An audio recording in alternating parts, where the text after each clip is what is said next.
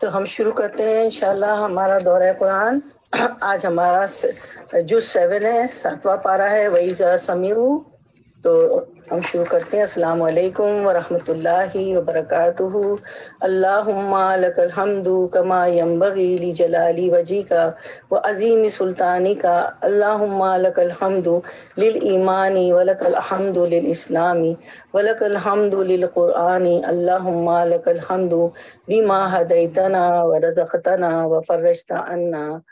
ثم اما بعد فاعوذ باللہ من الشیطان الرجیم. بسم اللہ الرحمن الرحیم. ربی اشرح لی صدری ویسر لی امری واحلل عقدۃ من لسانی یفقہوا قولی. اے اللہ اللہم ثبتنا عند الموت بلا الہ الا اللہ. اے ہمارے رب، اے رب کائنات، موت کے وقت کلمہ شہادت پر ہمیں ثابت قدم رکھیے گا. موت کے وقت ہماری زبان پہ کلمہ شہادت جاری کر دیجیے گا. آمین یا رب العالمین. انشاءاللہ ہم شروع کرتے ہیں 7واں پارہ. انشاءاللہ اس میں ہم سورۃ المائدہ ہماری جو ہے کمپلیٹ ہوگی، اور جو ہے اس کے بعد ہماری وہ دوسری سورت شروع ہوگی، سورۃ الانعام ہماری شروع ہوگی انشاءاللہ. تو ہم دیکھتے ہیں کہ سورۃ المائدہ اور سورۃ الانعام میں ہم کیا کور کریں گے. سورۃ المائدہ میں قسموں اور اس کے کفارے کے بارے میں بتایا گیا ہے، ناپاکی کے بارے میں جیسے نشہ، شراب، جوا، آستانے، فال نکالنے کے پاسے. اور سورۃ الانعام اللہ تعالیٰ کی توحید اور وحدانیت کے بارے میں ہمیں بتاتی ہے. تو ہم تلاوت سے شروع کرتے ہیں.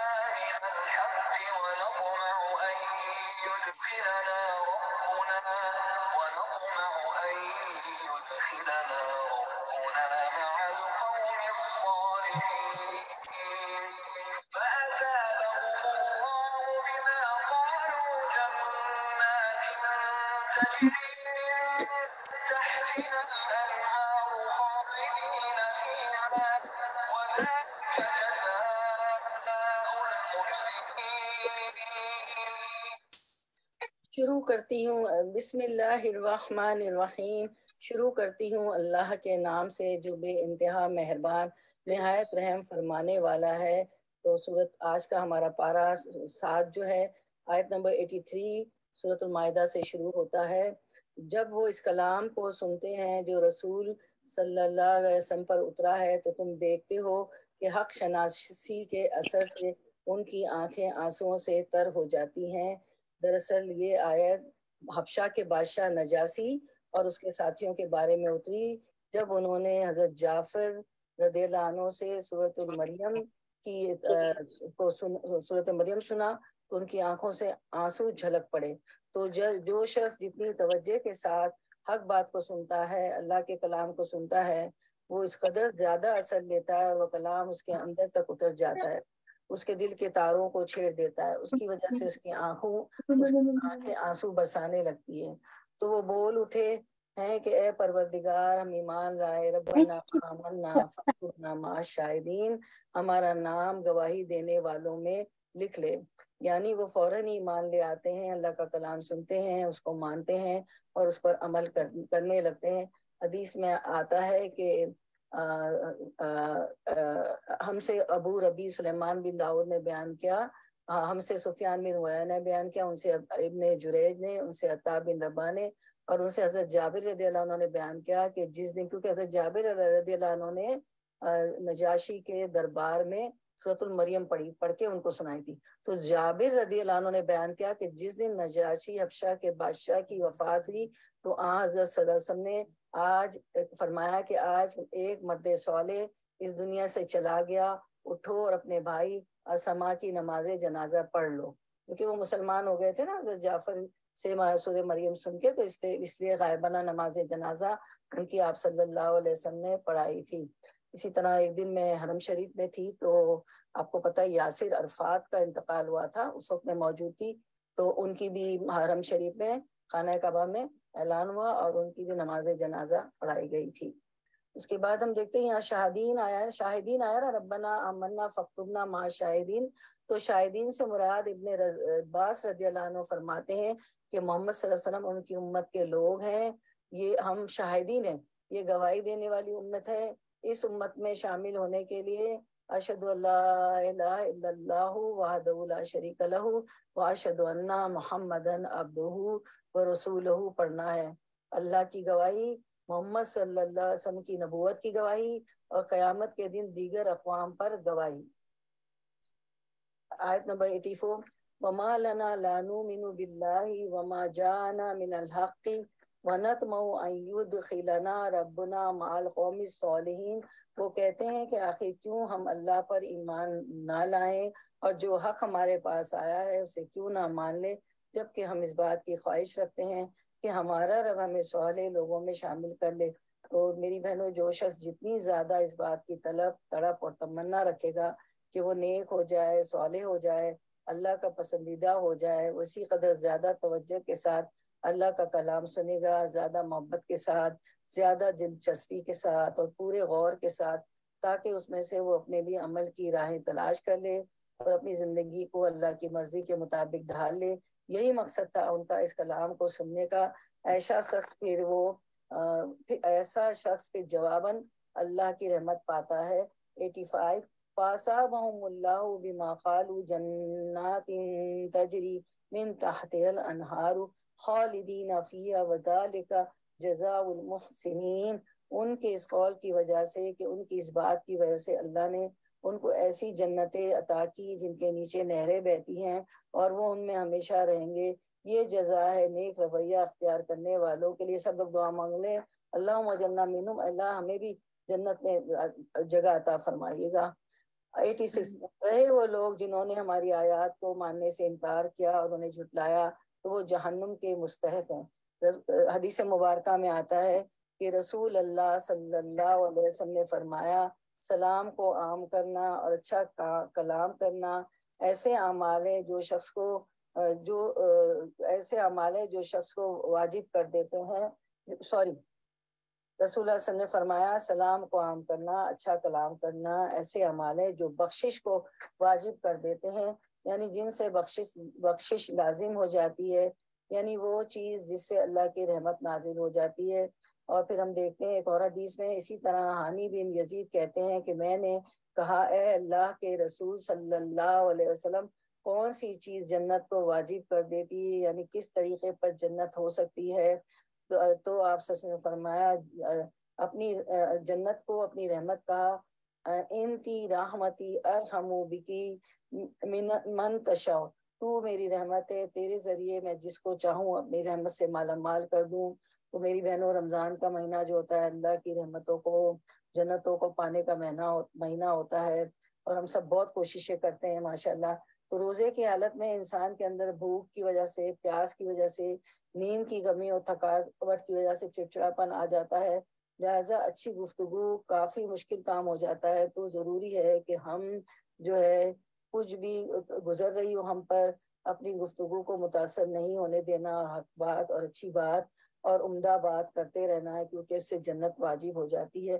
آپ صلی اللہ علیہ وسلم نے فرمایا بس تم عمدہ کلام اور کھانا کھلانے کو لازم پکڑو، یعنی اگر تم چاہتے ہو کہ جنت میں جاؤ تو کھانا کھلاؤ اور بات اچھی طرح کرو۔ ایک اور حدیث سے ہمیں پتہ چلتا ہے کہ جنت میں ایسے بالا خانے ہیں جن کا اندرونی حصہ ان کے باہر سے نظر آتا ہے، جیسے آج کل جو ہے گلاس کی بلڈنگز ہوتی ہے نا، ان کا اندرونی حصہ ان کے باہر سے نظر آتا ہے۔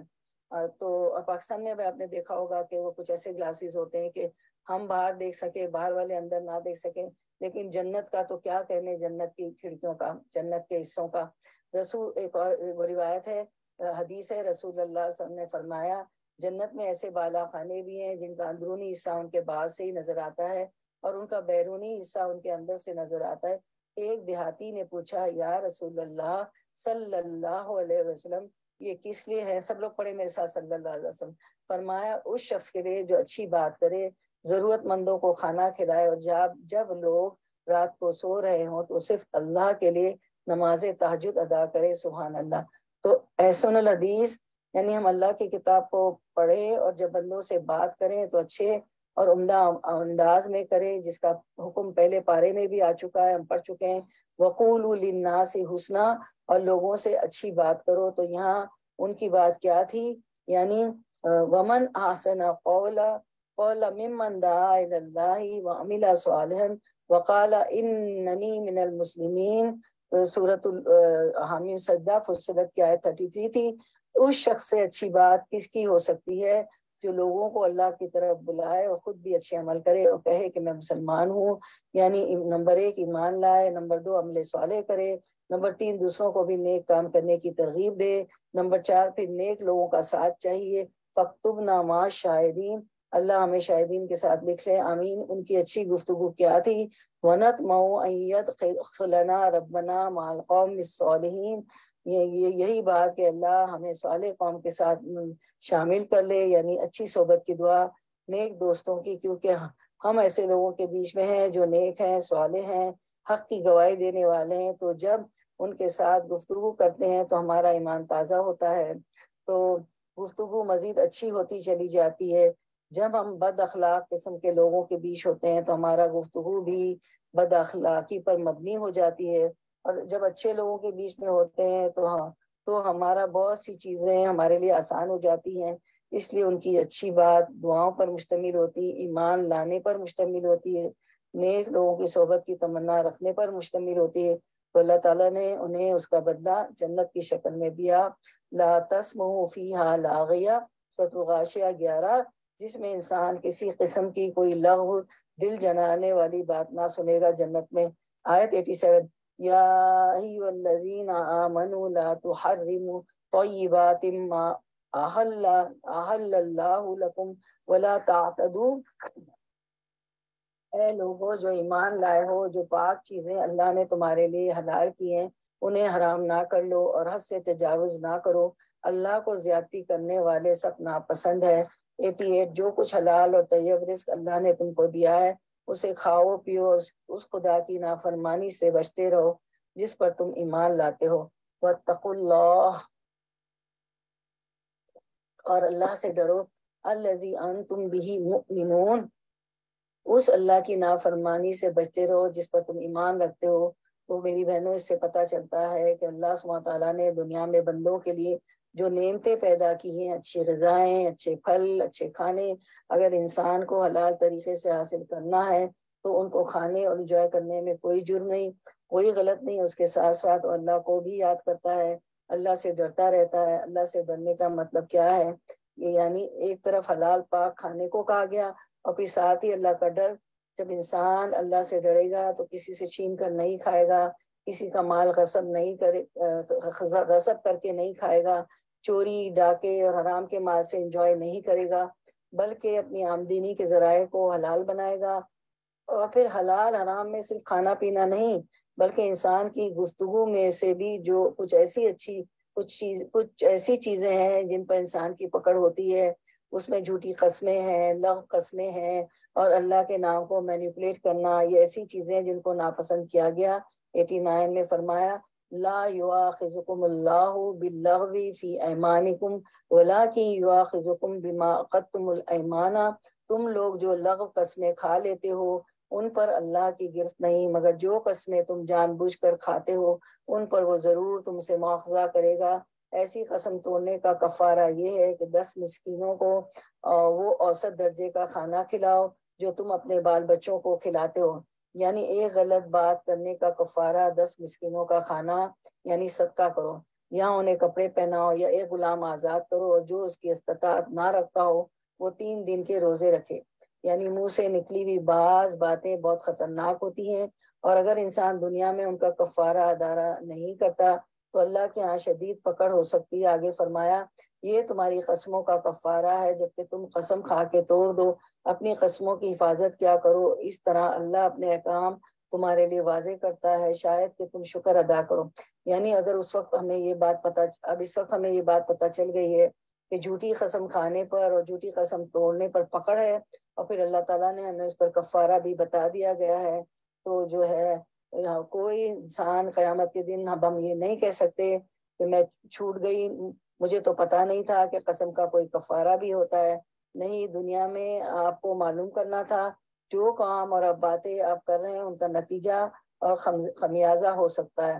آیت 90، یا ایھا الذین آمنوا انما الخمر والمیسر والانصاب والازلام رجس من عمل الشیطان فاجتنبوہ لعلکم تفلحون، اے لوگو جو ایمان لائے ہو، یہ شراب اور جوا اور یہ آستانے اور پانسے، فال نکالنے کے پانسے، یہ سب گندے شیطانی کام ہیں، ان سے پرہیز کرو، امید ہے تم کو فلاح نصیب ہوگی۔ یعنی اگر تم کامیاب ہونا چاہتے ہو، بچنا چاہتے ہو تو ان سب چیزوں سے بچو، جن میں نمبر 1 شراب کا ذکر ہے، کیونکہ شراب ہر گناہ کی چابی ہے۔ حدیث مبارکہ ہے، رسول اللہ صلی اللہ علیہ وسلم نے فرمایا کہ شراب سے بچو کیونکہ اس سے ہر شر کا دروازہ کھلتا ہے۔ اب ہم دیکھتے ہیں کہ نبی کریم صلی اللہ علیہ وسلم نے فرمایا شراب کا دروازہ کھلتا ہے، شراب سے متعلق ہر عمل ملعون ہے۔ نبی صلی اللہ علیہ وسلم نے فرمایا شراب سے متعلق 10 طرح سے لعنت کی گئی ہے، خود شراب پر، اس کے نچوڑنے والے پر، اور پھر اس کے نچڑوانے والے پر، اس کے بیچنے والے پر، اس کے خریدنے والے پر، اس کے اٹھانے والے پر، جس کے پاس لی جائے اس پر، اس کی قیمت کھانے والے پر، اس کے پلانے والے پر، اس پر بلانے والے پر، تو ان سب پر جو ہے لعنت ہے۔ شراب سے شراب جو ہے ایک ملعون عمل ہے۔ کے بعد ہم دیکھتے ہیں اس کے بعد جھوٹ، زنا اور انسانوں کے اوپر دست درازی، حرام مال کمانا، بہت ساری خرابیاں شراب کی وجہ سے انسانی معاشرے میں پائی جاتی ہیں، اور پھر شراب کی وجہ سے انسان اللہ کے ذکر سے بھی رک جاتا ہے، جس کا آگے بھی ذکر آ رہا ہے۔ اچھا، ایک یہ تھا، اور دوسرا کون سا؟ دوسرا بھی اسکیم تھا شراب سے متعلق۔ اچھا، اس کے بعد ہم دیکھتے ہیں کہ والمیسر، جوا، یعنی بغیر محنت کے کوشش کے ایزی منی کے، جس میں انسانوں کو کچھ کھیلوں کے ذریعے راتوں رات امیر بن جائے، والانصاب، اور بت اور آستانے، غیر اللہ کے نام پر دی گئی نظر و نیاز، والازلام، اور تیر، یہ سب شیطانی کام ہے، ان سے اجتناب کرو تاکہ تم فلاح پا سکو۔ اور خصوصاً شراب اور جوئے سے یہاں پر دیگر چیزوں کا بھی ذکر کیا گیا ہے، لیکن اگلی آیت میں شراب اور جوئے سے بچنے کی مزید تاکید ہے۔ آیت نمبر 91، انما یرید الشیطان ان یوقع بینکم العداوۃ والبغضاء فی الخمر والمیسر ویصدکم عن ذکر اللہ عن الصلاۃ فہل انتم منتہون۔ پھر اللہ تعالیٰ فرماتے ہیں کہ شیطان تو یہ چاہتا ہے کہ شراب اور جوئے کے ذریعے تمہارے درمیان عداوت اور بغض ڈال دیں، یعنی جو شراب کی خرابیاں ہیں یا جوئے کی وجہ سے جو مال حاصل ہوتا ہے، اس کی وجہ سے انسانوں کے تعلقات خراب ہوتے ہیں، آپس کے ریلیشن شپ خراب ہوتے ہیں، اور باہم محبت کی بجائے دشمنی پیدا ہوتی ہے۔ ظاہر ہے کہ انسان نے شراب پی کر کسی کی بے عزتی کر دی، اس کو ہوش ہی نہیں ہوتا ہے نا، ماں بہن کا بھی ہوش نہیں رہتا، کسی کے ساتھ برا سلوک کر دیا، کسی کو مار پیٹ دیا، تو جو مرد حضرات شراب پیتے ہیں ان کی اپنی بیویوں کے ساتھ کیسے تعلقات ہوتے ہیں، تو بیویوں کے دل میں اور بچوں کے دل میں باپ کے لیے شدید نفرت پیدا ہو جاتی ہے، پھر اسی طرح بہن بھائی دور ہو جاتے ہیں، باقی رشتے دار دور ہو جاتے ہیں، بغض پیدا ہو جاتا ہے، اسی طرح جوا بھی، کیونکہ سب جیسے لاٹری لیتے ہیں، ہر ایک مال کرتا ہے، جوا کھیلنے بیٹھتے ہیں تو سب مال لگاتے ہیں، لیکن وہ کسی ایک کے نام نکل آتی ہے، ان جن سب کا پیسہ ایک کو مل گیا، وہ اسی پر اچھل کود کر رہا ہو اور فخر اور غرور کر رہا ہو تو باقی اس کا منہ دیکھ رہے ہوتے ہیں،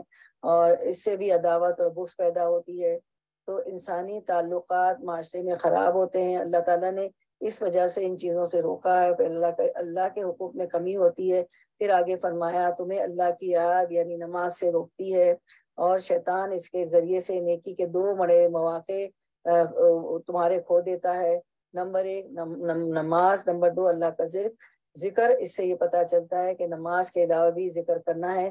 پھر کیا تم ان چیزوں سے باز رہو گے؟ تم باز رہو گے؟ فہل انتم منتہون 92، اللہ اور اس کے رسول کی بات مانو اور باز آ جاؤ، لیکن اگر تم نے حکم عدولی کی تو جان لو کہ ہمارے رسول پر بس صاف صاف حکم پہنچا دینے کی ذمہ داری تھی، یعنی اس آیت سے شراب اور جوئے کو حرام قرار دیا گیا، اور اللہ تعالیٰ سے گندا شیطانی عمل قرار دے رہے ہیں، اور ہم سے پوچھ رہے ہیں کہ کیا تم باز آتے ہو کہ نہیں، باز آتے ہو کہ نہیں۔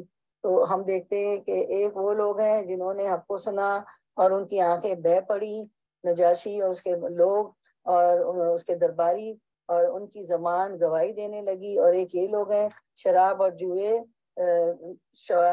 نے انہیں اس قدر اپنے اندر مست کر رکھا ہے کہ وہ بار بار حق کی بات سنتے ہیں لیکن ٹس سے مس نہیں ہوتے۔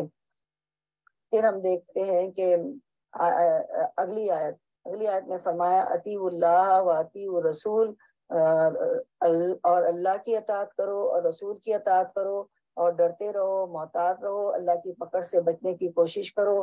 فَإِن تَوَلَّيْتُمْ فَاعْلَمُوا انما علی رسولنا البلاغ المبین، لیکن اگر تم نے حکم عدولی کی، اللہ اور اس کے رسول کی بات نہ مانی، تو جان لو ہمارے رسول پر صاف صاف حکم پہنچانے کی ذمہ داری تھی۔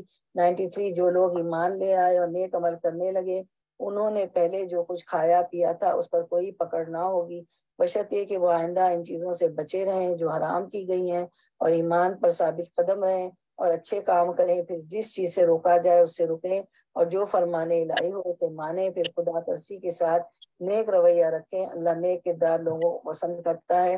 حدیث مبارکہ ہے، رسول اللہ صلی اللہ علیہ وسلم نے فرمایا جو شخص نشے کی وجہ سے، اب یہاں صرف شراب کا نام نہیں بلکہ سکارا کا لفظ آیا، نشہ کسی بھی چیز کی ایڈکشن ہوتی ہے میری بہنوں، چاہے وہ کوئی گیمز ہو، پلے اسٹیشن ہو، چاہے میسیجنگ ہی کیوں نہ ہو، کسی بھی چیز کی، ٹیکنالوجی کی، کیونکہ اب ایڈکشن کے مختلف مظاہر آ گئے ہیں، انسٹاگرام ہے جو ہے، پھر واٹس ایپ ہے، اور کتنی چیزیں، پہلے صرف شراب جوئے کی ایڈکشن ہوتی تھی، لیکن اب لوگ مختلف چیزوں کے ساتھ ایڈکٹ ہو گئے ہیں، جن کی وجہ سے وہ اپنی عبادات اور فرائض کو گنوا رہے ہیں یا ان کو ان کے اصل مقام پر نہیں رکھتے۔ ایسے ہوتا ہے نا، ہم جو کھول لیتے ہیں سوشل میڈیا، فیس بک ہو، انسٹاگرام ہو، کچھ بھی ہو، واٹس ایپ ہو، تو ابھی اس کا جواب دے دوں، اس کا جواب دے دوں، یہ کرتے کرتے کرتے کرتے الجھ جاتے ہیں کہ نمازوں کے ٹائم دیر کر دیتے ہیں نماز پڑھنے۔ رسول اللہ صلی اللہ علیہ وسلم نے فرمایا جو شخص نشے کی وجہ سے ایک مرتبہ نماز چھوڑ دے تو اس کی جیسے اس کے پاس دنیا اس کی ساری نعمتیں تھیں جو اس سے چھین لی گئی، دنیا اور جو کچھ اس میں تھا، ساری کی ساری نعمتیں جن کا آپ تصور بھی نہ کر سکے، وہ آپ جیسے جو شخص نشے کی وجہ سے 4 نمازیں چھوڑ دے گا، اللہ تعالیٰ پر حق ہے کہ اسے تین الخبال میں سے کچھ پلائے۔ کسی نے پوچھا یا رسول اللہ صلی اللہ علیہ وسلم تین الخبال کیا چیزیں؟ فرمایا اہل جہنم کا نچڑا ہوا خون اور پیپ، استغفر اللہ۔ اس لیے خود کو بھی نشے سے بچانا ہے، دوسروں کو بھی نشے سے بچانا ہے، کوئی بھی ایڈکشن ہو، اور نمازوں کی طرف مزید رغبت دلانی ہے۔ اسی طرح جوا کھیلنا تو ہے ہی حرام، جوئے کی دعوت دینا، کسی کو لاٹری کا ٹکٹ بیچنا، یا اس کو کسی ایسی چیز کی خبر سنانا، یہ بھی اس میں شامل ہوتا ہے۔ بعض لوگ بچوں کو اتنی اچھی دین کی تعلیم دیتے ہیں، ان کا ایمان ایسا مضبوط ہوتا ہے۔ ایک بچہ تھا، اس کے پیرنٹس کی دکانیں تھی نا، تو اس کے والدین کہتے تھے کہ یہ ہماری دکان پہ نہیں بیٹھتا، ذرا انہیں کہیں، میں نے کہا اللہ جوان بچہ ہے, دکان پہ بیٹھ جائے, کتنا ساتھ ہو جائے گا نا بوڑھے ماں باپ کا. تو وہ کہنے لگا کہ مجھے مجھے دکھ ہوتا تھا کہ جوان بچہ ہیلپ نہیں کرتا ہے. تو ان کے ایک بہنے پہ اس بچے سے میں بات کی, تو وہ کہنے لگا آنٹی میں کیا کروں, وہاں تو لوٹو رکھا ہوتا ہے, لاٹریز وغیرہ ہوتی ہے. اللہ, میں نے کہا آپ کے بچوں کا ایمان کتنا مضبوط ہے, کیونکہ اس نے ان کو اسلامک اسکول میں ڈالا تھا, خود بھی تعلیم اچھی تھی. تو دیکھیں یہ ہوتا ہے ایمان, کہ وہ نہیں جاتا تھا اس دکان پہ. رسول اللہ صلی اللہ علیہ وسلم نے فرمایا, ایک حدیث مبارکہ ہے, رسول اللہ صلی اللہ علیہ وسلم نے فرمایا جس نے اپنے ساتھی سے کہا آؤ جوا کھیلیں, اسے چاہیے کہ کچھ صدقہ کر دے, صدقہ کر دے. تو صدقہ نبی کریم صلی اللہ علیہ وسلم نے خاص طور پر عورتوں کو صدقہ کرنے کی تلقین کی, اور اس کی جو وجوہات بتائی گئی ان میں سے ایک یہ ہے کہ تم لان تان بہت کرتی ہو, یعنی زبان کا غلط استعمال کرتی ہو. تو اگر زبان سے لان تان ہو جائے, غلط بات ہو جائے, تو اس کا کفارہ کیا ہے؟ صدقہ. یہ اچھی بات کا بدلہ, اور جنت اور بری بات کا بدلہ جہنم. لیکن پھر جہنم سے بچنے کے لیے پھر دنیا میں ہی حساب برابر کر کے جائیں. جس کسی کا دل دکھایا ہو اسے معافی مانگ لے. آج سب کو فون کر لیں, رشتے سب کے سے معافی مانگ لیں. اگر ایسا کچھ ہو گیا, کوئی آپ سے بات نہیں کرتا, تو خود پہل کریں.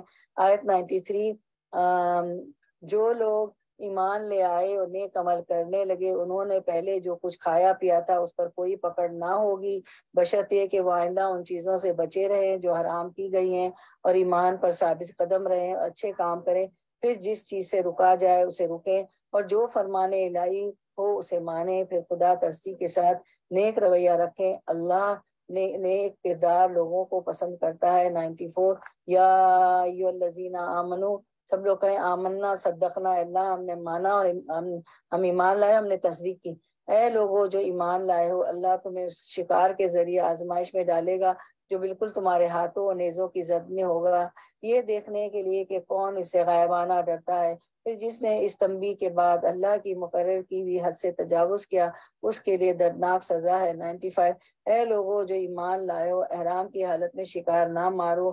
اگر کوئی تم میں سے جان بوجھ کر ایسا کر گزرے تو جو جانور اس نے مارا ہو تو اسی کے ہم پلہ ایک جانور اسے مویشیوں میں سے نظر دینا ہوگا, جس کا فیصلہ تم میں سے 2 عادل آدمی کریں گے, اور یہ نذرانہ کعبے تک پہنچایا جائے گا یا نہیں. تو اس گناہ کے کفارے میں چند مسکینوں کو کھانا کھلانا ہوگا, یا اس کے بقدر روزے رکھنے ہوں گے تاکہ وہ اپنے کیے کا مزہ چکے. پہلے جو کچھ ہو چکا اللہ نے اسے معاف کر دیا. عفی اللہ عما سلف, یعنی علم آنے سے پہلے, ایمان لانے سے پہلے جو ہو چکا وہ ہو چکا. لیکن اب اگر کسی نے اس حرکت کا اعادہ کیا تو اللہ اس سے بدلہ لے لے گا. اللہ سب پر غالب ہے اور بدلہ لینے کی طاقت رکھتا ہے. 96, تمہارے لیے سمندر کا شکار اور اس کا کھانا حلال کر دیا گیا, جہاں تم ٹھہرو وہاں بھی کھا سکتے ہو, اور قافلے کے لیے زیادہ راہ بھی بنا سکتے ہو. البتہ خشکی کے شکار جب تم احرام کی حالت میں ہو تو تم پر حرام کیا گیا ہے.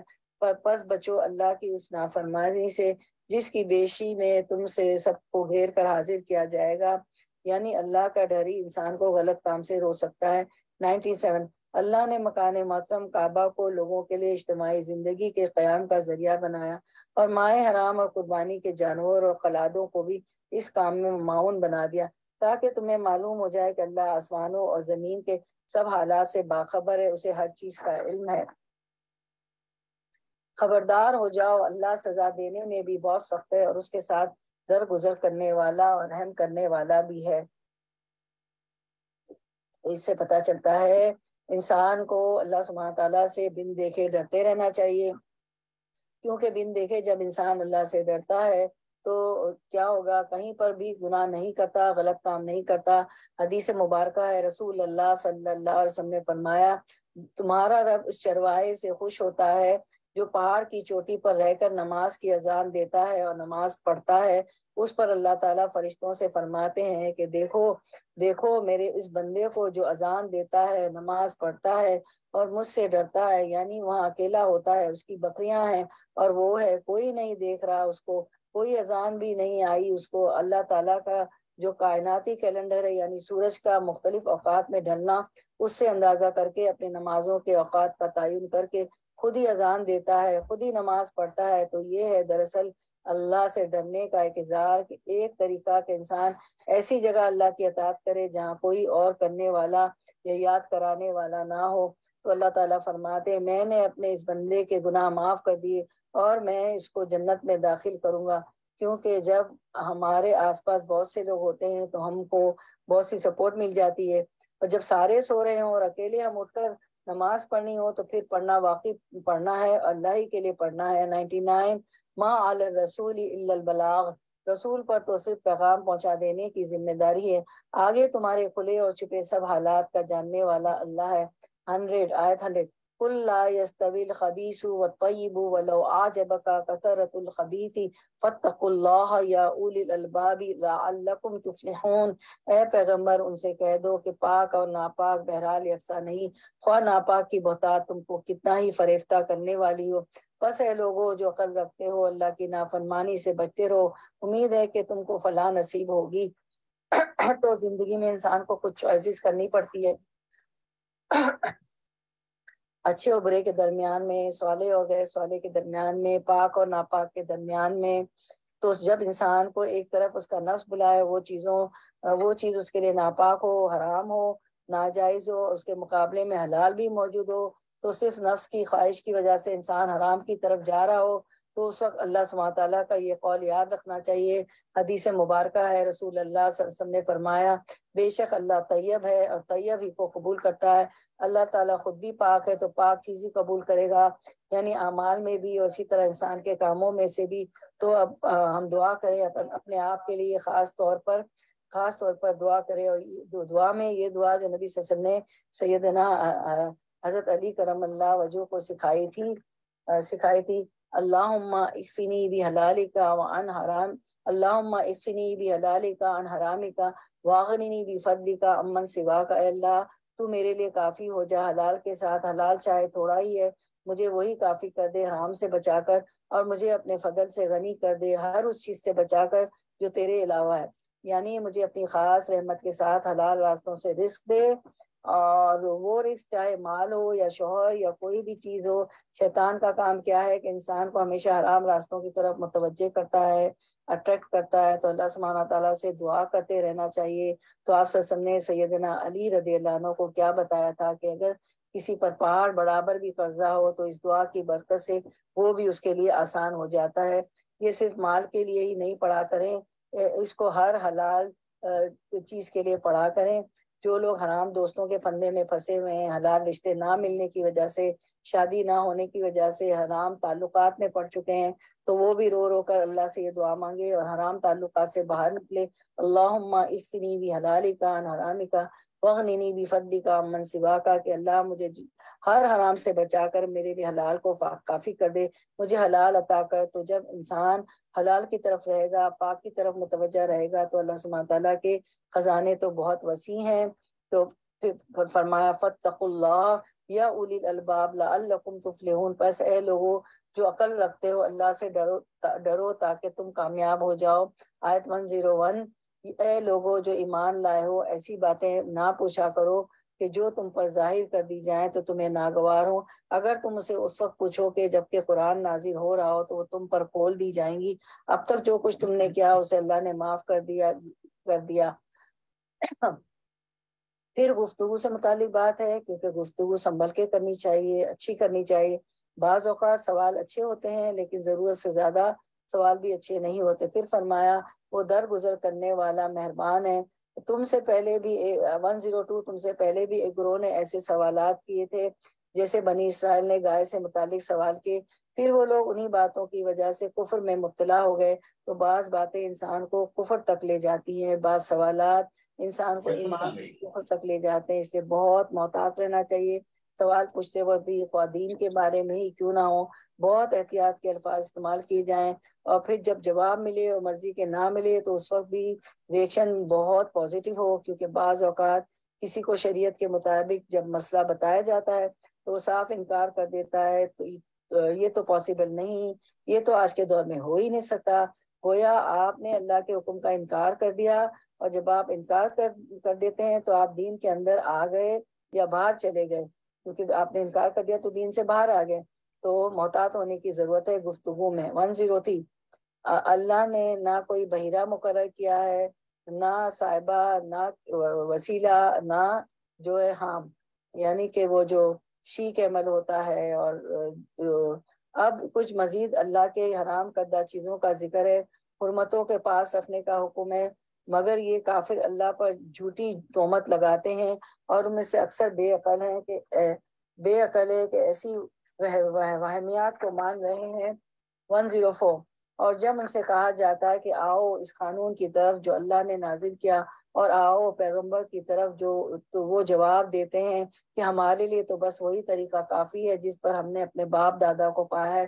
کیا یہ باپ دادا ہی کی تقلید کیے جائیں گے، خواہ وہ کچھ نہ جانتے ہوں اور صحیح راستے کی انہیں خبر ہی نہ ہو۔ 105۔ یا ایھا الذین آمنو، اے لوگو جو ایمان لائے ہو، اپنی فکر کرو، کسی دوسرے کی گمراہی سے تمہارا کچھ نہیں بگڑتا اگر تم خود راہ راست پر ہو۔ اس کا یہ مطلب نہیں کہ امر بالمعروف نہیں عن المنکر نہ کرو، اس کا مطلب یہ ہے کہ صرف دوسروں کے عیب کے پیچھے نہ پڑے رہو، اور یہ انسان کی بہت بڑی کمزوری ہے، اپنی غلطیاں نہیں دیکھتا، لیکن یہ ضرور اس کو نظر آتا ہے کہ کس نے کہاں کیا غلط کیا۔ انسان یہ ضرور دیکھتا ہے کہ کس نے میرا حق نہیں دیا، مجھے عزت نہیں دی، لیکن وہ یہ بھول جاتا ہے کہ خود کس کو عزت نہیں دے رہا جو کہ واقعی عزت کا مستحق ہے، اور وہ کس کا حق مار رہا ہے۔ تو اس لیے صرف دوسروں کی فکر نہ کرو کہ وہ کیا کر رہے ہیں۔ سارے ریلیجیس پرسنالٹی کے اوپر باتیں کرنا ہم جانتے ہیں، اور سب باتیں کر کے خود نماز پڑھے بغیر سو جائیں تو اس پہ ہمیں کوئی فکر نہیں ہوتی، تو ہمیں دوسروں کے بھٹکنے کی فکر سے زیادہ اپنی فکر ہونی چاہیے۔ اللہ کی طرف تم سب کو پلٹ کر جانا ہے، پھر وہ تمہیں بتا دے گا کہ تم کیا کرتے رہے ہو۔ 106۔ اے لوگوں جو ایمان لائے ہو، جب تم میں سے کسی کی موت کا وقت آ جائے اور وہ وصیت کر رہا ہو، اس کے لیے شہادت کا نصاب یہ ہے کہ تمہاری جماعت میں سے 2 صاحب عدل آدمی کو گواہ بنایا جائے۔ اگر تم سفر کی حالت میں ہو، وہاں موت کی مصیبت پیش آ جائے تو غیر مسلموں میں سے ہی 2 گواہ لے لیا جائے۔ یعنی سفر کی حالت میں اگر موت آ رہی ہے، موت کے آثار شروع ہو جائیں، اور انسان کے پاس مال بھی ہو تو مال کو پھر اپنے جاننے والوں کے سپرد کر کے ان پر گواہ بنا لیا جائے تاکہ اصل وارثوں تک مال بحفاظت پہنچ جائے۔ پھر اگر کوئی شک پڑ جائے تو نماز کے بعد دونوں گواہوں کو مسجد میں روک لیا جائے، یعنی جن کا مال دیا گیا تھا جب وہ لا کر مال وارثوں کو حوالہ کرے، اور وارث سمجھے کہ یہ کچھ معاملہ گڑبڑ ہے کیونکہ اس کے پاس اس سے زیادہ چیز تھی جو صحیح طور پر نہیں پہنچی تھی، تو پھر کیا ہے، مسجد میں سب کو روک کر گواہی لے لی جائے۔ آپ نے اس کی تفصیل بہت تفصیل میں کی ہے نا، یہ صورت تو پڑھا تھا آپ نے۔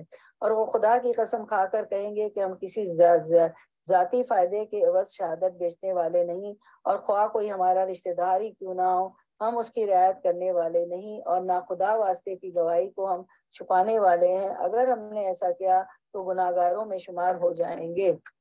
107۔ لیکن اگر پتہ چل جائے کہ ان دونوں نے اپنے آپ کو گناہ میں مبتلا کیا تھا تو ان کی جگہ 2 اور شخص جو ان کے نسبت شہادت دینے کے لیے اہل تر ہوں ان لوگوں میں سے کھڑے ہوں جن کی حق تلفی ہوئی ہے، یعنی وارثوں میں سے۔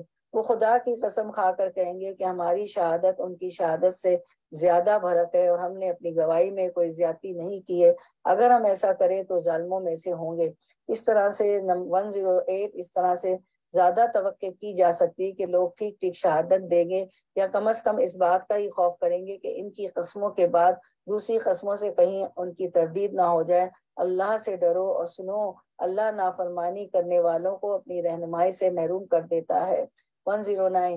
یوم یجمع اللہ الرسل فیقول ماذا اجبتم، جس روز اللہ سب رسولوں کو جمع کر کے پوچھے گا کہ تمہیں کیا جواب دیا گیا، جن لوگوں کے پاس تمہیں ہدایت کے لیے بھیجا گیا تھا انہوں نے بات مانی یا نہیں، تو وہ عرض کریں گے کہ ہمیں کچھ علم نہیں، آپ ہی تمام پوشیدہ حقیقتوں کو جانتے ہیں۔ 110۔ پھر تصور کرو اس موقع کا جب اللہ فرمائے گا کہ اے مریم کے بیٹے عیسیٰ، یاد کرو میری اس نعمت کو جو میں نے تجھے اور تیری ماں کو عطا کی تھی، میں نے روح پاک سے تیری مدد کی، تو گہوارے میں بھی لوگوں سے بات کرتا تھا، اور بڑی عمر کو پہنچ کر بھی میں نے تجھ کو کتاب اور حکمت اور تورات اور انجیل کی تعلیم دی، تو میرے حکم سے مٹی کا پتلا پرندے کی شکل کا بنا تھا، اس میں پھونکتا تھا، وہ میرے حکم سے پرندہ بن جاتا تھا، تو مادر زاد اندھے کو اور کوڑی کو میرے حکم سے اچھا کرتا تھا، تو مردوں کو میرے حکم سے نکالتا تھا۔ پھر جب تو بنی اسرائیل کے پاس صحیح نشانیاں لے کر پہنچا، اور جو لوگ ان میں سے منکر تھے انہوں نے کہا یہ نشانیاں جادوگری ہیں، جادوگری کے سوا اور کچھ نہیں ہے، تو میں نے ہی تجھے ان سے بچا لیا۔ جب میں نے حواریوں کو اشارہ کیا کہ مجھ پر اور میرے رسول پر ایمان لاؤ، تب انہوں نے کہا کہ ہم ایمان لائے اور گواہ رہو کہ ہم مسلمان ہیں۔ حواریوں کے سلسلے میں یہ واقعہ بھی یاد کرو جب حواریوں نے کہا کہ اے عیسیٰ ابن مریم، کیا آپ کا رب ہم پر آسمان سے کھانے کا ایک خوان اتار سکتا ہے، معاہدہ اتار سکتا ہے؟ تو اسی سے سورت کا نام المائدہ ہے، یعنی خوان، دسترخوان۔ تو عیسیٰ علیہ السلام نے کہا اللہ سے ڈرو اگر تم مومن ہو۔ انہوں نے کہا ہم بس یہ چاہتے ہیں کہ اس خوان سے کھانا کھائیں اور ہمارے دل مطمئن ہو اور ہمیں معلوم ہو جائے کہ آپ نے جو کچھ ہم سے کہا وہ سچ ہے اور ہم اس پر گواہ ہوں۔ اس پر عیسیٰ علیہ السلام ابن مریم نے دعا کی، خدایا ہمارے رب ہم سے آسمان سے خوان نازل کر جو ہمارے لیے اور ہمارے اگلے پچھلوں کے لیے خوشی کا موقع قرار پائے، اور تیری طرف سے ایک نشانی ہو، ہم کو رزق دے اور تو بہترین رازق ہے۔ وارزقنا وانت خیر الرازقین۔ 115۔ اللہ نے جواب دیا میں اس کو تم پر نازل کرنے والا ہوں، مگر اس کے بعد تم میں سے جو کفر کرے گا اسے میں ایسی سزا دوں گا جو دنیا میں کسی کو نہ دی ہوگی۔ تو اس سے پتہ چلتا ہے کہ جن لوگوں پر انعامات زیادہ ہوتے ہیں، جن لوگوں پر نعمتیں زیادہ ہوتی ہیں، ان کا حساب بھی زیادہ ہوتا ہے۔ یہاں پر بنی اسرائیل کو سیدنا عیسیٰ علیہ السلام کے ماننے والوں کو دنیا کے دسترخوان سے رزق مل رہا تھا طرح طرح کا، لیکن انہوں نے ایک خاص قسم کا رزق مانگا، اور وہ تھا آسمانی رزق کے بطور معجزہ، بطور نشانی۔ ہمیں ایک ایسی چیز دی جائے کہ ہمارے دلوں کو خوشی نصیب ہو اور ہمارے لیے عید کا دن ہو جائے اور ہمیں اور اطمینان نصیب ہو۔ تو اس وقت اللہ سبحانہ تعالیٰ نے فرمایا ٹھیک ہے وہ تو میں تمہیں دے دوں گا، لیکن اس کے بعد اگر ناشکری کی، کفر کیا، نافرمانی کی تو سزا بھی بہت سخت ہے۔ تو جس شخص کے پاس علم آ جائے، جس شخص کے پاس حقائق آ جائیں، ہدایت کا سامان میسر ہو، پھر وہ غلط کام کرے تو اس کی پوچھ زیادہ ہوتی ہے۔ 116۔ غز جب یہ احسانات یاد دلا کر اللہ فرمائے گا اے عیسیٰ ابن مریم، کیا تو نے لوگوں سے کہا تھا کہ خدا کے سوا مجھے اور میری ماں کو بھی خدا بنا لو؟ تو وہ جواب میں عرض کرے گا سبحان اللہ، میرا یہ کام نہ تھا کہ وہ بات کہتا جس کا کہنے کا مجھے حق نہ تھا۔ اگر میں نے ایسی بات کہی ہوتی تو آپ کو ضرور علم ہوتا۔ آپ جانتے ہیں جو کچھ میرے دل میں ہے اور میں نہیں جانتا جو کچھ آپ کے دل میں، آپ تو ساری پوشیدہ حقیقتوں کے عالم ہیں۔ 117۔ میں نے ان سے اس کے سوا ان سے کچھ نہیں کہا جس کا آپ نے حکم دیا تھا کہ میری بندگی کرو، جو کہ میرا رب بھی ہے اور تمہارا رب بھی۔ میں اسی وقت تک ان کا نگران تھا جب تک میں ان کے درمیان تھا۔ اب آپ نے مجھے واپس بلا لیا، یعنی آسمانوں پر، تو آپ ان پر نگراں تھے اور آپ تو ساری چیزوں پر نگراں تھے۔ 118۔ اب اگر آپ انہیں سزا دیں تو وہ آپ کے بندے ہیں۔ ان تعذبهم فإنهم عبادك وإن تغفر لهم، اگر آپ انہیں معاف کر دیں فإنك أنت العزیز الحکیم، تو آپ غالب ہیں اور دانا ہیں، حکمت والے ہیں۔ سیدنا کالا کالا ایک سیکنڈ دانا ہے، دانا نہیں، 117 پہ اسکرین دانا کوئی نہیں نا؟ ہاں نہیں 117 پر نہیں ہے۔ نہیں، اچھا اوکے اچھا، تو یہی میں رک گئی تھی۔ اچھا تو آپ ان پر نگراں تھے، آپ تو ساری چیز پر نگراں ہیں۔ اب 118۔ اب اگر آپ انہیں سزا دیں تو وہ آپ کے بندے ہیں، اور اگر آپ انہیں معاف کر دیں تو آپ غالب اور دانا حکمت والے ہیں۔ سیدنا عیسیٰ علیہ السلام نے اپنی قوم کے حق میں کیا کہا کہ آپ ان کے ساتھ جیسا چاہیں کر سکتے، آپ چاہیں تو عذاب دیں، چاہے تو آپ انہیں معاف کر دیں۔ ابراہیم علیہ السلام کے بارے میں اللہ کا ایک قول آتا ہے کہ انہوں نے یوں کہا تھا کہ اللہ ان بتوں نے بہت سے لوگوں کو گمراہ کر دیا ہے، تو ان میں سے جو میری پیروی کرے وہ مجھ سے ہیں، بس میرا اسی سے تعلق ہے، جو نافرمانی کرے تو وہ غفور الرحیم ہے، جو چاہے کرے۔ اور سیدنا عیسیٰ علیہ السلام کا یہ فرمان کہ اگر تو عذاب دے تو تیرے ہی بندے، اور اگر بخش دے تو زبردست حکمت والا ہے۔ اس کے مقابلے میں آپ صلی اللہ علیہ وسلم نے کیا کہا، جن کی ہم امت ہے؟ حدیث مبارکہ ہے، ایک بار حضور صلی اللہ علیہ وسلم اپنے ہاتھ اٹھائے ہوئے تھے، انہی آیات کو پڑھ کر آپ سب نے فرمایا اللہ میری امت، اللہ میری امت، اور آپ صلی اللہ علیہ وسلم رونے لگے۔ آپ صلی اللہ علیہ وسلم اپنی امت کے بارے میں رونے لگ گئے تو اللہ تعالیٰ نے فرمایا اے جبریل علیہ السلام جاؤ محمد صلی اللہ علیہ وسلم کے پاس، حالانکہ تیرا رب خوب جانتا ہے، ان سے پوچھو کیا چیز ان کو رلا رہی ہے۔ جبریل علیہ السلام آپ صلی اللہ علیہ وسلم کی خدمت میں آئے اور رونے کی وجہ پوچھی، رسول اللہ صلی اللہ علیہ وسلم نے انہیں بتایا، حالانکہ اللہ تعالیٰ سب سے زیادہ جاننے والا ہے۔ تو اللہ تعالیٰ نے فرمایا اے جبریل جاؤ محمد صلی اللہ علیہ وسلم کی طرف، اور ان سے کہہ دو کہ ہم آپ سسم کو آپ کی امت کے بارے میں ضرور راضی کر دیں گے اور ہم آپ کو غمگین نہیں کریں گے۔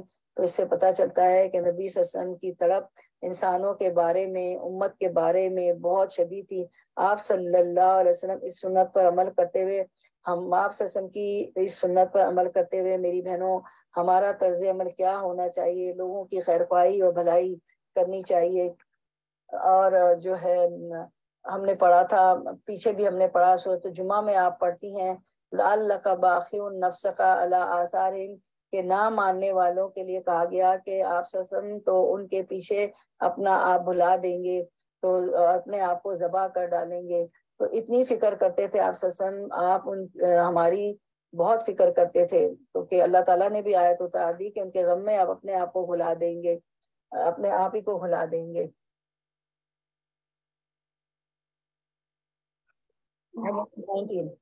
119 قال اللہ ھذا یوم ینفع الصادقین صدقہم، تب اللہ فرمائے گا یہ وہ دن ہے جس میں سچوں کو ان کی سچائی نفع دیتی ہے۔ ان کے لیے ایسے باغ ہیں جن کے نیچے نہریں بہ رہی ہوں گی، جہاں وہ ہمیشہ رہیں گے۔ اللہ ان سے راضی ہوا اور وہ اللہ سے یہی بڑی کامیابی ہے۔ تو یہ جو یہاں پہ صادقین کی بات آئی ہے، تو اس پہ حدیث ہے، حدیث مبارکہ ہے کہ آپ صلی اللہ علیہ وسلم نے فرمایا نبی کے بلا شبہ سچ انسان کو نیکی کی طرف بلاتا ہے اور نیکی جنت کی طرف لے جاتی ہے، اور ایک شخص سچ بولتا رہتا ہے یہاں تک کہ وہ اس کو صدیق کا لقب مل جاتا ہے اور صدیق کا مرتبہ حاصل کر لیتا ہے۔ بلا شبہ جھوٹ برائی کی طرف لے جاتا ہے اور برائی جہنم کی طرف لے جاتی ہے، اور ایک شخص جھوٹ بولتا رہتا ہے یہاں تک کہ وہ اللہ کے یہاں بہت جھوٹا لکھ دیا جاتا ہے۔ تو اللہ تعالیٰ ہمیں صدیقوں میں سے بنائے، سچوں میں سے بنائے، آمین یا رب العالمین۔ یہ حدیث ہمیں اس کا کتنا بڑا مرتبہ بتاتی ہے، اور جھوٹ کا کیا یہاں پہ حدیث میں بتایا گیا، اللہ اس سے بچائے ہمیں۔ تو یہاں پر ہماری جو ہے سورۃ المائدہ جو ہے کمپلیٹ ہو گئی۔ اب ہم انشاءاللہ سورۃ الانعام شروع کرتے ہیں انشاءاللہ۔ بسم اللہ الرحمن الرحیم۔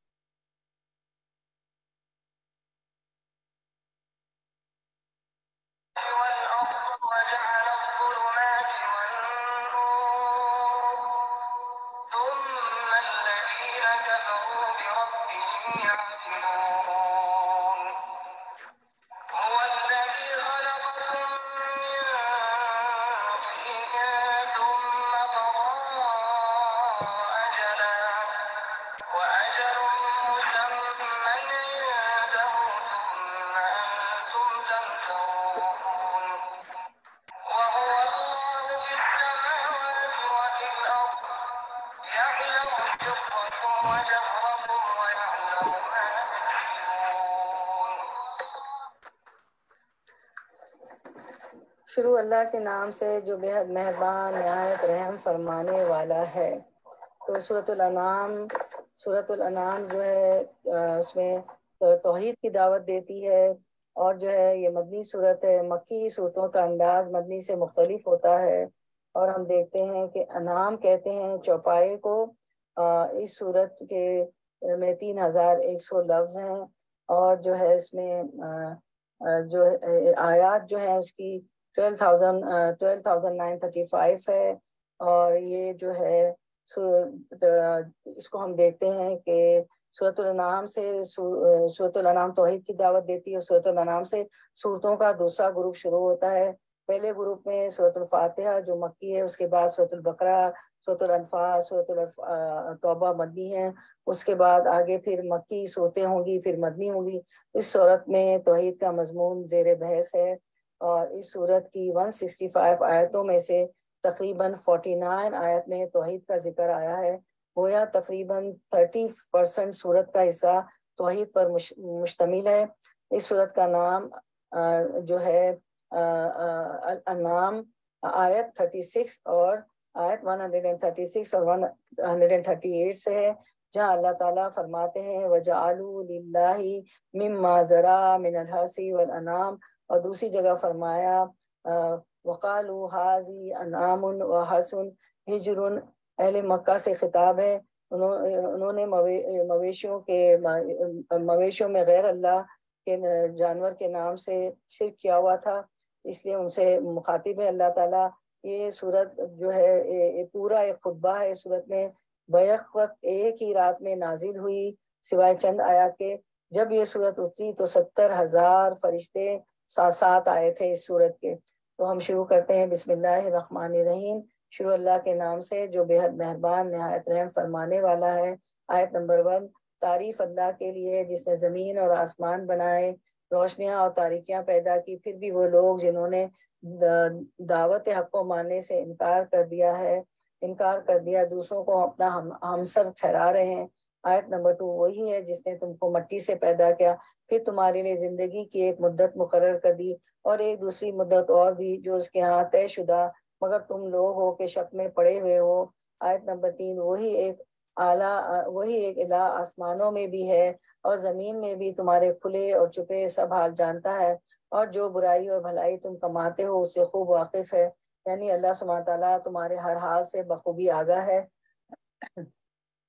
اگر وہ آگاہ ہے تو ہمیں کیا کرنا چاہیے؟ نمبر 1، اللہ سے ڈرنا چاہیے اور چھپ کر بھی غلط کام نہیں کرنے چاہیے۔ نمبر 2، اگر ایسی کوئی غلطیاں ہو جائیں انجانے میں تو پھر اللہ سبحانہ تعالیٰ سے ہمیں دعا کرنی چاہیے۔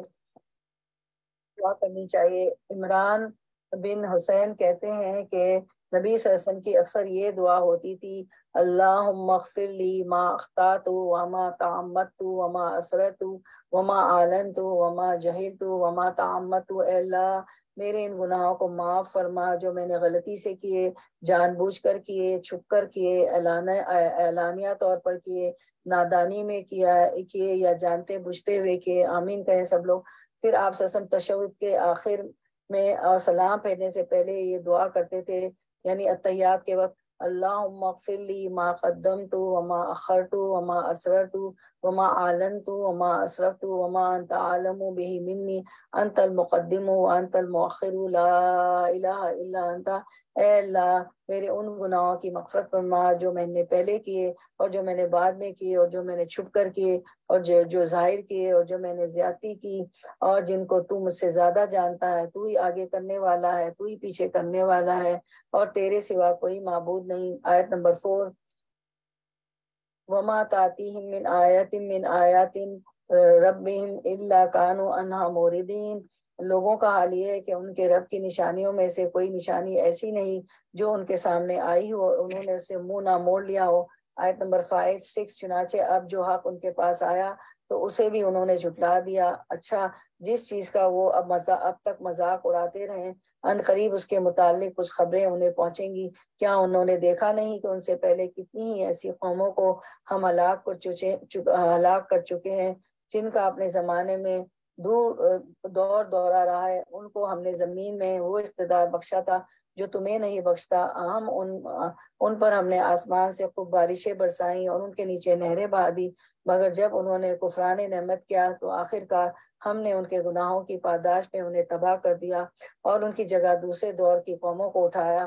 7، وَلَوْ نَزَّلْنَا عَلَيْكَ كِتَابًا فِي قِرْطَاسٍ فَلَمَسُوهُ بِأَيْدِيهِمْ قَالَ الَّذِينَ كَفَرُوا إِنَّ هَٰذَا إِلَّا سِحْرٌ مُبِينٌ۔ اے پیغمبر صلی اللہ علیہ وسلم، ایک ہم تمہارے اوپر کئی کاغذ میں لکھی ہوئی کتاب اتار دیتے جیسا کہ اہل مکہ کا مطالبہ تھا نبی صلی اللہ علیہ وسلم سے، اور لوگ اسے اپنے ہاتھوں سے چھو کر بھی دیکھ لیتے، تب بھی جنہوں نے حق کا انکار کیا ہے وہ یہی کہتے ہیں کہ یہ صریح جادو ہے۔ آیت نمبر 8، اے کہتے ہیں اس نبی کو پر کوئی فرشتہ کیوں نہ اتارا گیا؟ اگر کہیں ہم نے فرشتہ اتار دیا ہوتا تو اب تک کبھی کا فیصلہ ہو چکا ہوتا، پھر انہیں کوئی مہلت نہ دی جاتی، اور اگر ہم فرشتوں کو اتارتے تب بھی اسے انسانی شکل ہی میں اتارتے اور اسی طرح انہیں اسی شبے میں مبتلا کر دیتے جس میں اب یہ مبتلا ہے۔ اے محمد صلی اللہ علیہ وسلم، تم سے پہلے بھی بہت سے رسولوں کا مذاق اڑایا جا چکا ہے، مگر ان مذاق اڑانے والوں پر آخر کار وہی حقیقت مسلط ہو کر رہی جس کا وہ مذاق اڑاتے تھے۔ ان سے کہو ذرا زمین میں چل پھر کر دیکھو جھٹلانے والوں کا کیا انجام ہوا ہے۔ آیت 12، ان سے پوچھو آسمان و زمین میں جو کچھ ہے وہ کس کا ہے؟ کہو سب کچھ اللہ ہی کا ہے۔ سورۃ الانعام مکی صورت ہے، اور نبی صلی اللہ علیہ وسلم جب ہجرت کر کے جا رہے تھے اس وقت آپ پر نازل ہوئی، اور اس موقع پر فرشتوں کا ایک گروہ عظیم بھی نازل ہوا۔ یہ پوری صورت ایک خطبے کی شکل میں نازل ہوئی، اور اس صورت کا مضمون توحید ہے۔ اور توحید کیا ہے؟ اللہ کو ایک ماننا، اس کو ایک الہ کے طور پر پہچاننا، تو گویا اس میں مختلف دلائل کے ذریعے اللہ کی پہچان کرائی گئی ہے، اللہ تعالیٰ کی معرفت کرائی گئی ہے۔ جیسے یہاں کہا گیا کہ ان سے پوچھو کہ آسمان و زمین میں جو کچھ ہے وہ کس کا ہے، کہو سب کچھ اللہ کا ہے۔ تو وہی ہر چیز کا مالک ہے۔ تو جب انسان اللہ تعالیٰ کی اللہ تعالیٰ کو اس کی صفات، اس کے افعال کے ذریعے پہچانتا ہے، اس کی معرفت حاصل کرتا ہے، تو تبھی اس کا ایمان درست ہوتا ہے، اور جب ایمان درست ہوتا ہے تو عمل درست ہوتا ہے، اور جب عمل درست ہوتا ہے تو ایمان بڑھتا ہے۔ تو سب سے پہلے اللہ کی پہچان، پھر کیا ہے ایمان، پھر کیا ہے عمل صالح، پھر کیا ہے اضافہ ایمان۔ تو یوں ایک کے بعد ایک چیز دوسری چیز کو مدد دیتی ہے۔ اگر اس میں سے کوئی ایک چیز بھی مسنگ ہو میری بہنوں، تو انسان کے عمل اور انجام درست ہو نہیں سکتا۔ تو اس صورت میں زیادہ سے زیادہ اللہ کی پہچان کرائی گئی ہے، پھر اللہ تعالیٰ کی صفت بتائی جا رہی ہے۔ فرمایا اس نے اپنے اوپر رحم و کرم کا شیوا لازم کر لیا ہے، رحمت کو لازم کر لیا ہے، اسی لیے وہ نافرمانیوں اور سرکشیوں پر تمہیں جلدی نہیں پکڑ لیتا۔ قیامت کے روز وہ تم سب کو ضرور جمع کرے گا۔ یہ بالکل ایک غیر مشتبہ حقیقت ہے، مگر جن لوگوں نے اپنے آپ کو خود ہی تباہی کے خطرے میں مبتلا کر لیا ہے وہ اسے نہیں مانتے۔ تو پھر ہم دیکھتے ہیں حدیث مبارکہ کہ اللہ تعالیٰ آپ سے نے فرمایا کہ اللہ تعالیٰ نے مخلوق کو پیدا کیا تو اپنی کتاب میں اسے لکھا، اس نے اپنی ذات کی متعلق بھی لکھا، اور اس نے اپنے ذات کے متعلق بھی لکھا، اور یہ اب بھی عرش پر لکھا ہوا ہے، موجود ہے کیا کہ ان رحمتی تغلب غضبی، کہ میری رحمت میرے غضب پر غالب ہے۔ آیت نمبر 13، رات کے اندھیرے اور دن کے اجالے میں جو کچھ ٹھہرا ہوا ہے سب اللہ کا ہے، اور وہ سب کچھ سنتا اور جانتا ہے۔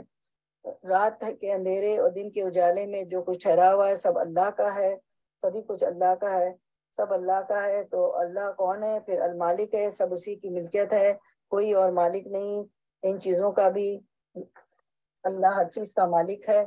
آیت نمبر 14، کہو اللہ کو چھوڑ کر میں کسی اور کو اپنا سرپرست بنا لوں، اس خدا کو چھوڑ کر جو زمین اور آسمان کا خالق ہے، اور جو روزی دیتا ہے اور روزی لیتا نہیں، سب کو کھلا رہا ہے خود نہیں کھاتا، اس کو ضرورت ہی نہیں۔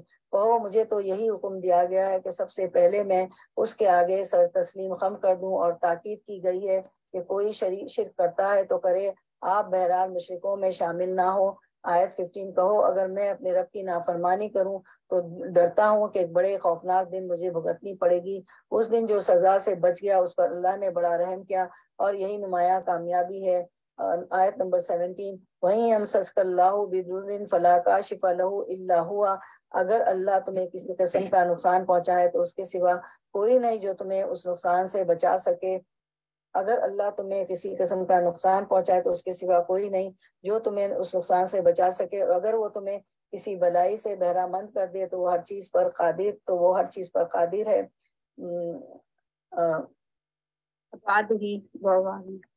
اس کے بعد آیت نمبر 18، وہ اپنے بندوں پر کامل اختیار رکھتا ہے، اس کے باوجود یہ اس کی مہربانی ہے کہ اس میں سے ہمیں کچھ آزادی بھی دے رکھی ہے، ہم کچھ اپنی مرضیاں بھی کر لیں، وہ دانا اور وہ باخبر ہے۔ آیت نمبر 19، ان سے پوچھو کس کی گواہی سب سے بڑھ کر، کہو میرے اور تمہارے درمیان اللہ گواہ ہے، اور یہ قرآن میری طرف بذریعے وہی بھیجا گیا ہے تاکہ تمہیں اور جس چیز کو یہ پہنچے سب کو متنبع کر دو۔ تو میری بہنوں یہ قرآن کس لیے آیا ہے؟ تاکہ سب کو آگاہ کر دیا جائے کہ زندگی کی حقیقت کیا ہے، موت کی حقیقت کیا ہے، اور موت کے بعد آنے والے حالات اور واقعات کی بھی حقیقت کیا ہے۔ کیا واقعی تم یہ شہادت دے سکتے ہو کہ اللہ کے ساتھ دوسرے الہ بھی ہیں؟ کہو میں تو اس کی شہادت ہرگز نہیں دیتا، میں تو اس کی گواہی ہرگز نہیں دیتا۔ کہو اللہ تو وہی ایک ہے، اور میں اس شرک سے قطعی بیزار ہوں جس میں تم مبتلا ہو، یعنی میں یہ شرک نہیں کر سکتا۔ کیوں؟ خالص توحید ہی انسان کو جنت میں لے جا سکتی ہے۔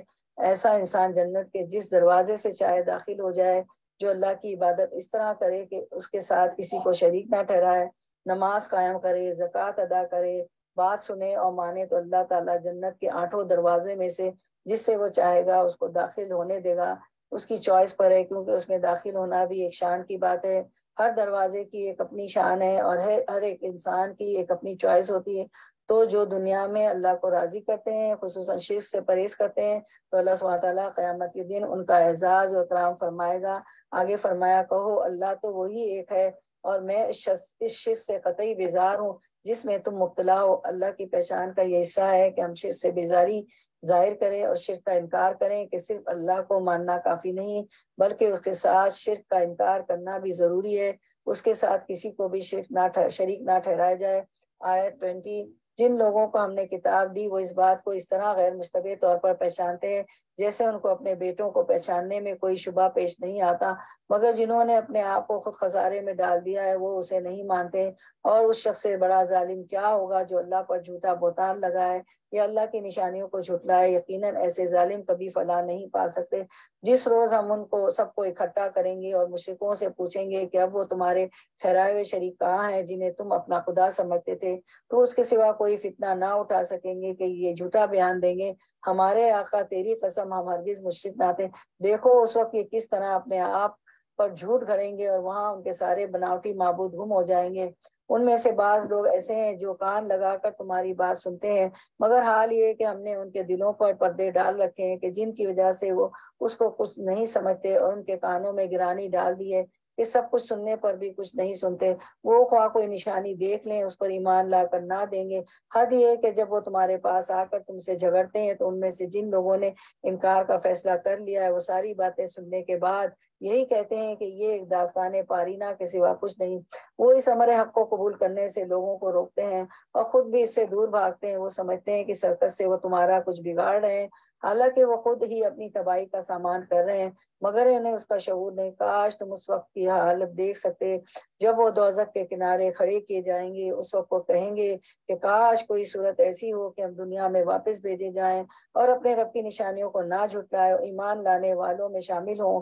آیت 28۔ در حقیقت یہ بات وہ اس وجہ سے کہیں گے جس حقیقت پر انہوں نے پردہ ڈال رکھا تھا اس وقت وہ بے نقاب ہو کر ان کے سامنے آ چکی ہوگی، یعنی ان کی غلطیاں سب سامنے آ جائیں گی۔ ورنہ اگر انہیں سابق زندگی کی طرف واپس بھیجا جائے تو پھر وہی سب کچھ کریں جس سے انہیں منع کیا گیا تھا۔ استغفر اللہ۔ وہ تو ہیں ہی جھوٹے، اس لیے اپنی اس خواہش کے اظہار میں بھی جھوٹ ہی سے کام لیں گے۔ آیت 29۔ آج یہ لوگ کہتے ہیں کہ زندگی جو کچھ بھی ہے بس یہی دنیا کی زندگی ہے اور ہم مرنے کے بعد ہرگز دوبارہ اٹھایا نہ جائیں گے۔ عقیدہ توحید کے علاوہ اس صورت میں جس عقیدے کی اصلاح کی گئی ہے وہ عقیدہ آخرت ہے کہ جو لوگ اللہ کو نہیں مانتے تھے یا اللہ کو مانتے تو تھے ایک نہیں مانتے تھے وہ آخرت کا بھی انکار کرتے تھے۔ تو یہاں پر یہ بتایا دیا گیا نمبر 30۔ کاش تم وہ منظر دیکھ سکو جب یہ اپنے رب کے سامنے کھڑے کیے جائیں گے، یعنی آج نہیں مان رہے لیکن کل ان کو اس کا علم ہو جائے گا، اس وقت ان کو ماننا فائدہ نہ دے گا۔ اس وقت ان کا رب ان سے پوچھے گا کیا یہ حقیقت نہیں؟ یہ کہیں گے کہ ہاں اے ہمارے رب یہ حقیقت ہی ہے۔ وہ فرمائے گا اچھا تو اب اپنے انکار حقیقت کی پاداش میں عذاب کا مزہ چکھو۔ قد خسر الذین کذبوا بلقاء اللہ حتی اذا جاءتهم الساعة بغتة قالوا یا حسرتنا علی ما فرطنا بها وهم يحملون اوزارهم علی ظہورہم الا ساء ما یزرون۔ نقصان میں پڑ گئے وہ لوگ جنہوں نے اللہ سے اپنی ملاقات کی اطلاع کو جھوٹ قرار دیا، یعنی جو لوگ آخرت کو نہیں مانتے ان کا انجام وہ شدید نقصان سے دوچار ہونے والے۔ جب اچانک وہ گھڑی آ جائے گی یعنی موت ہی آ جائے گی، اس کے بعد قیامت کے دن کھڑے کیے جائیں گے تو یہی لوگ کہیں گے کہ افسوس ہم اس معاملے میں کس کوتاہی کیسی کوتاہی ہوئی۔ ان کا حال یہ ہوگا کہ اپنے پیٹھوں پر اپنے گناہوں کا بوجھ لادے ہوئے ہوں گے۔ دیکھو کیسا برا بوجھ ہے جو یہ اٹھا رہے ہیں، کس قدر شرمندگی کی بات ہوگی کہ انسان کے سارے گناہ اس کے کندھے پر لدے ہوئے اس کے رب کے سامنے اور بندوں کے سامنے ہوں گے اور وہ ان میں سے کچھ بھی چھپا نہ سکے گا۔ تو دنیا میں تو کوئی بھی ایسی چیز جو ہم کو پسند نہیں ہوتی اس کو ہم لوگوں کے سامنے نہیں کرتے اور جو ہے کور کرتے ہیں، چھپا دیتے ہیں، اریز کر دیتے ہیں، ڈیلیٹ کر دیتے ہیں، لیکن وہاں پر کوئی آپشن ڈیلیٹ کرنے کا نہیں ہوگا۔ آپ اپنے اعمال کو ضائع کر دیں۔ دیکھو کیسا برا بوجھ ہے جو یہ اٹھا رہے ہیں۔ نمبر 32۔ وَمَا الْحَيَاةُ الدُّنْيَا إِلَّا لَعِبٌ وَلَهْوٌ وَلَدَارُ الْآخِرَةُ خَيْرٌ لِلَّذِينَ يَتَّقُونَ أَفَلَا تَعْقِلُونَ۔ دنیا کی زندگی تو کھیل اور تماشا ہے، حقیقت میں آخرتی کا مقام ان لوگوں کے لیے بہتر ہے جو ضیاءکاری سے بچنا چاہتے ہیں۔ پھر کیا تم لوگ عقل سے کام نہ لوگے؟ یعنی دنیا کی زندگی کیا ہے، ایک دھوکہ ہے، یعنی ظاہری ڈسپشن ہے، یعنی اس کی جو اپیرنس ہے اس سے ہم دھوکہ کھائے ہوئے ہیں۔ حالانکہ حقیقت یہ ہے کہ کوئی بھی چیز جس طرح ہمیں نظر آتی ہے ویسی وہ ہے نہیں۔ تم سب کو اس سے اچھی طرح باخبر ہونا چاہیے، اور اس کی حقیقت جاننے کے لیے دعا کرنی چاہیے کہ اللہ تعالیٰ ہم پر حقیقت ظاہر کر دے، جو چیز جیسی ہے ہمیں ویسی نظر آیا کرے، ہم کسی بھول میں مبتلا نہ ہو۔ 33 اے محمد صلی اللہ علیہ وسلم، ہمیں معلوم ہے کہ جو باتیں یہ لوگ بناتے ہیں ان سے تمہیں رنج ہوتا ہے۔ کتنی فطری سی بات ہے، جب لوگ جھوٹے الزام لگائیں یا ایمان لا کر نہ دیں تو اس وقت ایک تکلیف ہوتی ہے، لیکن یہ لوگ تمہیں نہیں جھٹلاتے، بلکہ دراصل یہ ظالم دراصل اللہ کی آیات کا انکار کر رہے ہیں۔ 34 تم سے پہلے بھی بہت سے رسول جھٹلائے جا چکے ہیں، مگر اس کی تکذیب پر، ان اذیتوں پر جو انہیں پہنچائی گئی انہوں نے صبر کیا، یہاں تک کہ انہیں ہماری مدد پہنچ گئی۔ اللہ کی باتوں کو بدلنے کی طاقت کسی میں نہیں ہے، اور پچھلے رسولوں کے ساتھ جو کچھ پیش آیا اس کی خبریں تمہیں پہنچ ہی چکی ہیں۔ 35 تاہم اگر ان لوگوں کی بے رخی تم سے برداشت نہیں ہوتی تو اگر تم میں کچھ زور ہے تو زمین میں کوئی سرنگ ڈھونڈو یا آسمان میں سیڑھی لگاؤ اور ان کے پاس کوئی نشانی لانے کی کوشش کرو۔ اگر اللہ چاہتا تو ان سب کو ہدایت پر جمع کر سکتا تھا۔ یعنی لوگ آپ کی حفاظت کرتے ہیں اور لوگ آپ کی مخالفت کرتے ہیں اور آپ سے معجزات طلب کرتے ہیں۔ نبی صلی اللہ علیہ وسلم امید رکھتے تھے کہ اللہ تعالیٰ انہیں معجزات سے نوازے، لیکن کیا ہوا، بعض اوقات نوازے بھی گئے لیکن کفار کی ہر بات نہیں مانی گئی۔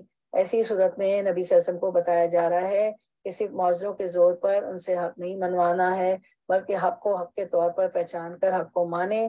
آپ صلی اللہ علیہ وسلم کے مطالبوں پر کان نہ دھریں اور نہ وہ معجزات کا مطالبہ کریں، لہٰذا نادان مت بنو۔ 36 دعوت حق پر لبیک وہی لوگ کہتے ہیں جو سننے والے ہیں، یعنی انہیں حق بات سننے سے دلچسپی ہوتی ہے، پھر حق بھی ایک بات ہی ہوتی ہے، اور جو حق سے دلچسپی رکھتے ہیں اس کے لیے تکلیف اٹھا کر، مشقت اٹھا کر بھی اس کو سنتے ہیں، اس سے فائدہ اٹھاتے ہیں۔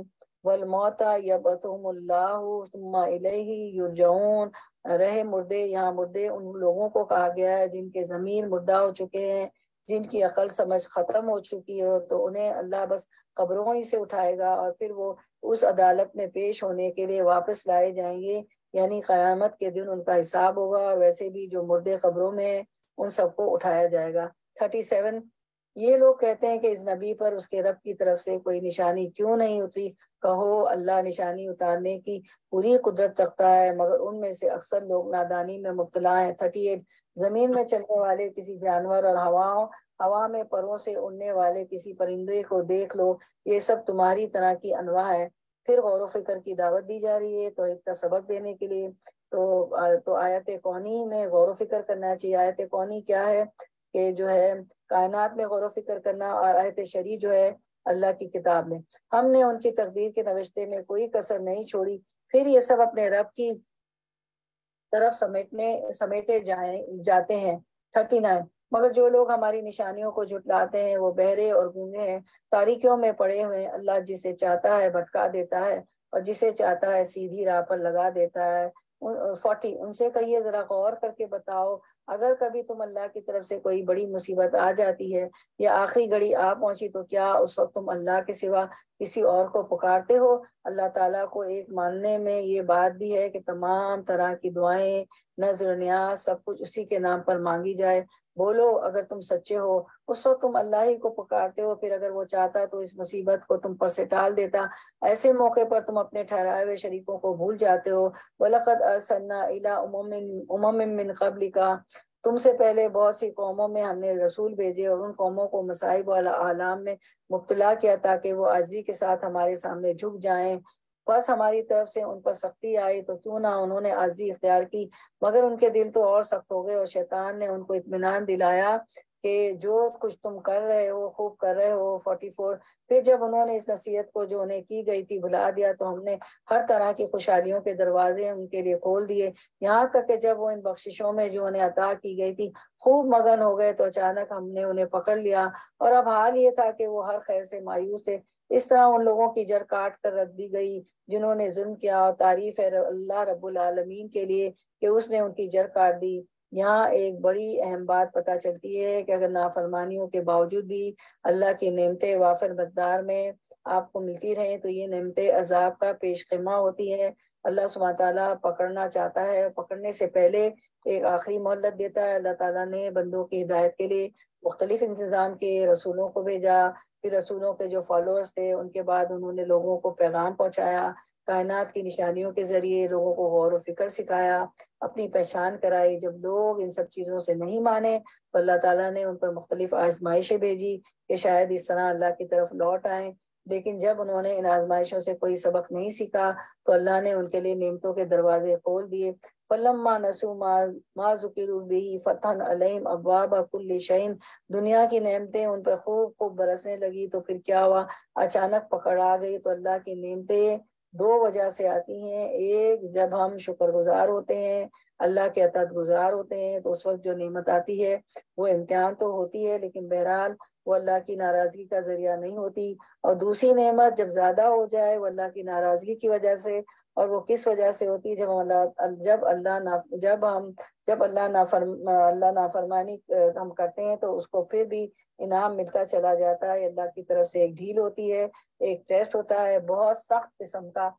پھر حدیث مبارکہ ہے، نبی صلی اللہ علیہ وسلم نے فرمایا اگر تم دیکھو اللہ کسی شخص کو اس کی نافرمانیوں کے باوجود دنیا میں وہ کچھ عطا کر رہا ہے جو وہ چاہتا ہے، یعنی گناہوں کے باوجود اسے وہ سب کچھ مل رہا ہے جو وہ چاہتا ہے، تو یہ استدراج ہے، یہ اللہ کا اس کو ڈھیل دینا ہے۔ پھر نبی صلی اللہ علیہ وسلم نے یہی آیت تلاوت فرمائی، آیت نمبر جو تھی 46، اے محمد صلی اللہ علیہ وسلم ان سے کہیے کہ کبھی تم نے یہ بھی سوچا کہ اگر اللہ تمہاری بینائی اور سماعت تم سے چھین لے اور تمہارے دلوں پر مہر کر دے تو اللہ کے سوا کون سا الہ ہے جو یہ قوتیں تمہیں واپس دلا سکتا ہے؟ تو جو ہے شکر ادا کرنے کا طریقہ یہ ہے کہ دینے والے کو پہچانا جائے، اس کی توحید کو مانا جائے۔ 47، دیکھو کس طرح بار بار اپنی نشانیاں ان کے سامنے پیش کرتے ہیں اور یہ کس طرح ان سے نظر چڑا جاتے ہیں۔ کہو کبھی تم نے سوچا کہ اللہ کی طرف سے اچانک یا اعلانیہ تم پر عذاب آ جائے تو کیا ظالم لوگوں کے سوا کوئی اور ہلاک ہوگا؟ ہم جو رسول بھیجتے ہیں اسی لیے تو بھیجتے ہیں کہ وہ نیک کردار لوگوں کے لیے خوشخبری اور بد کردار کے لیے ڈرانے والے ہوں۔ پھر جو لوگ ان کی بات مان لیں اور اپنے طرز عمل کی اصلاح کر لیں ان کے لیے کسی رنج اور خوف کا موقع نہیں، اور ہماری آیات کو جھٹلائیں وہ اپنی نافرمانیوں کی پاداش میں سزا بھگت کر رہیں گے، اور جو ہماری آیات کو جھٹلائیں وہ اپنی نافرمانیوں کی پاداش میں سزا بھگت کر رہیں گے۔ نمبر 50، قُلْ لَا أَقُولُ لَكُمْ عِنْدِي خَزَائِنُ اللَّهِ وَلَا أَعْلَمُ الْغَيْبَ وَلَا أَقُولُ لَكُمْ إِنِّي مَلَكٌ، اے نبی صلی اللہ علیہ وسلم ان سے کہیے میں تم سے یہ نہیں کہتا کہ میرے پاس اللہ کے خزانے ہیں، نہ میں غیب کا علم رکھتا ہوں، نہ یہ کہتا ہوں کہ فرشتہ ہوں، میں تو صرف اس وحی کی پیروی کرتا ہوں جو مجھ پر نازل کی جاتی ہے۔ پھر ان سے پوچھئے کہ کیا اندھا اور آنکھوں والا دونوں برابر ہو سکتے ہیں؟ کیا تم غور نہیں کرتے؟ تو غور و فکر کی دعوت دی جا رہی ہے تاکہ اللہ کی پہچان ہو سکے۔ 51، وَأَنذِرْ بِهِ الَّذِينَ يَخَافُونَ أَن يُحْشَرُوا إِلَىٰ رَبِّهِمْ لَيْسَ لَهُم مِّن دُونِهِ وَلِيٌّ وَلَا شَفِيعٌ لَعَلَّهُمْ يَتَّقُونَ، اے محمد صلی اللہ علیہ وسلم اس علم وحی کے ذریعے سے ان لوگوں کو نصیحت کیجیے جو اس بات کا خوف رکھتے ہیں کہ اپنے رب کے سامنے اس حال میں پیش کیے جائیں گے کہ اس سے سوا وہاں کوئی نہ ہوگا جو ان کا حامی و مددگار ہو، یعنی قیامت کے دن صرف اللہ ہی کی مدد کام آئے گی یا اس کی سفارش کرے، شاید کہ اس نصیحت سے متنبع ہو کر وہ خدا ترسی کی روش اختیار کر لے۔ آیت 52 تو 53، جو لوگ اپنے رب کو دن رات پکارتے ہیں اور اس کی خوشنودی کی طلب میں لگے ہوئے ہیں انہیں اپنے سے دور نہ پھینکو، ان کے حساب میں سے کسی چیز کا بوجھ تم پر نہیں اور تمہارے حساب میں سے کسی چیز کا بار ان پر نہیں، بس اس پر بھی اگر تم انہیں دور پھینکو گے تو ظالموں میں شمار ہوگے۔ دراصل ہم نے اس طرح ان لوگوں میں سے بعض کو بعض کے ذریعے آزمائش میں ڈالا ہے تاکہ انہیں دیکھ کر کہیں یہ ہیں وہ لوگ جن پر ہمارے درمیان اللہ کا فضل و کرم ہوا ہے، ہاں کیا اللہ اپنے شکر گزار بندوں کو ان سے زیادہ نہیں جانتا۔ 54، جب تمہارے پاس وہ لوگ آئیں جو ہماری آیات پر ایمان لاتے ہیں تو ان سے کہیے کہ تم پر سلامتی ہے، تمہارے رب نے رحم و کرم کا شیوا اپنے اوپر لازم کر لیا ہے، یہ اس کا رحم و کرم ہی ہے کہ اگر تم میں سے کوئی نادانی کے ساتھ کسی برائی کا ارتکاب کر بیٹھا ہو پھر اس کے بعد توبہ کرے اور اصلاح کرے تو وہ اسے معاف کر دیتا ہے اور نرمی سے کام لیتا ہے۔ آیت نمبر 55 اس طرح اپنی نشانیاں کھول کھول کر بیان کرتے ہیں تاکہ مجرموں کی راہ بالکل نمایاں ہو جائے۔ آیت 56 قل انی نہیت ان اعبد الذین تدعون من دون اللہ قل لا تتبع اہواءکم قد دللت اذا ما وانا من المہتدین۔ اے محمد صلی اللہ علیہ وسلم قد دللت اذا وما انا من المہتدین، اے محمد صلی اللہ علیہ وسلم ان سے کہیے کہ تم لوگ اللہ کے سوا جن دوسروں کو پکارتے ہو ان کی بندگی کرنے سے مجھے منع کیا گیا ہے۔ کہیے میں تمہاری خواہشات کی پیروی نہیں کروں گا، اگر میں نے ایسا کیا تو گمراہ ہو گیا، راہ راست پانے والوں میں سے نہ رہوں گا۔ 57 کہیے میں اپنے رب کی طرف سے ایک دلیل روشن پر قائم ہوں اور تم نے اسے جھٹلا دیا، اب میرے اختیار میں وہ چیز نہیں ہے جس کے لیے تم جلدی مچا رہے ہو، فیصلے کا سارا اختیار اللہ کو ہے، وہی امر حق بیان کرتا ہے اور وہی بہترین فیصلہ کرنے والا ہے۔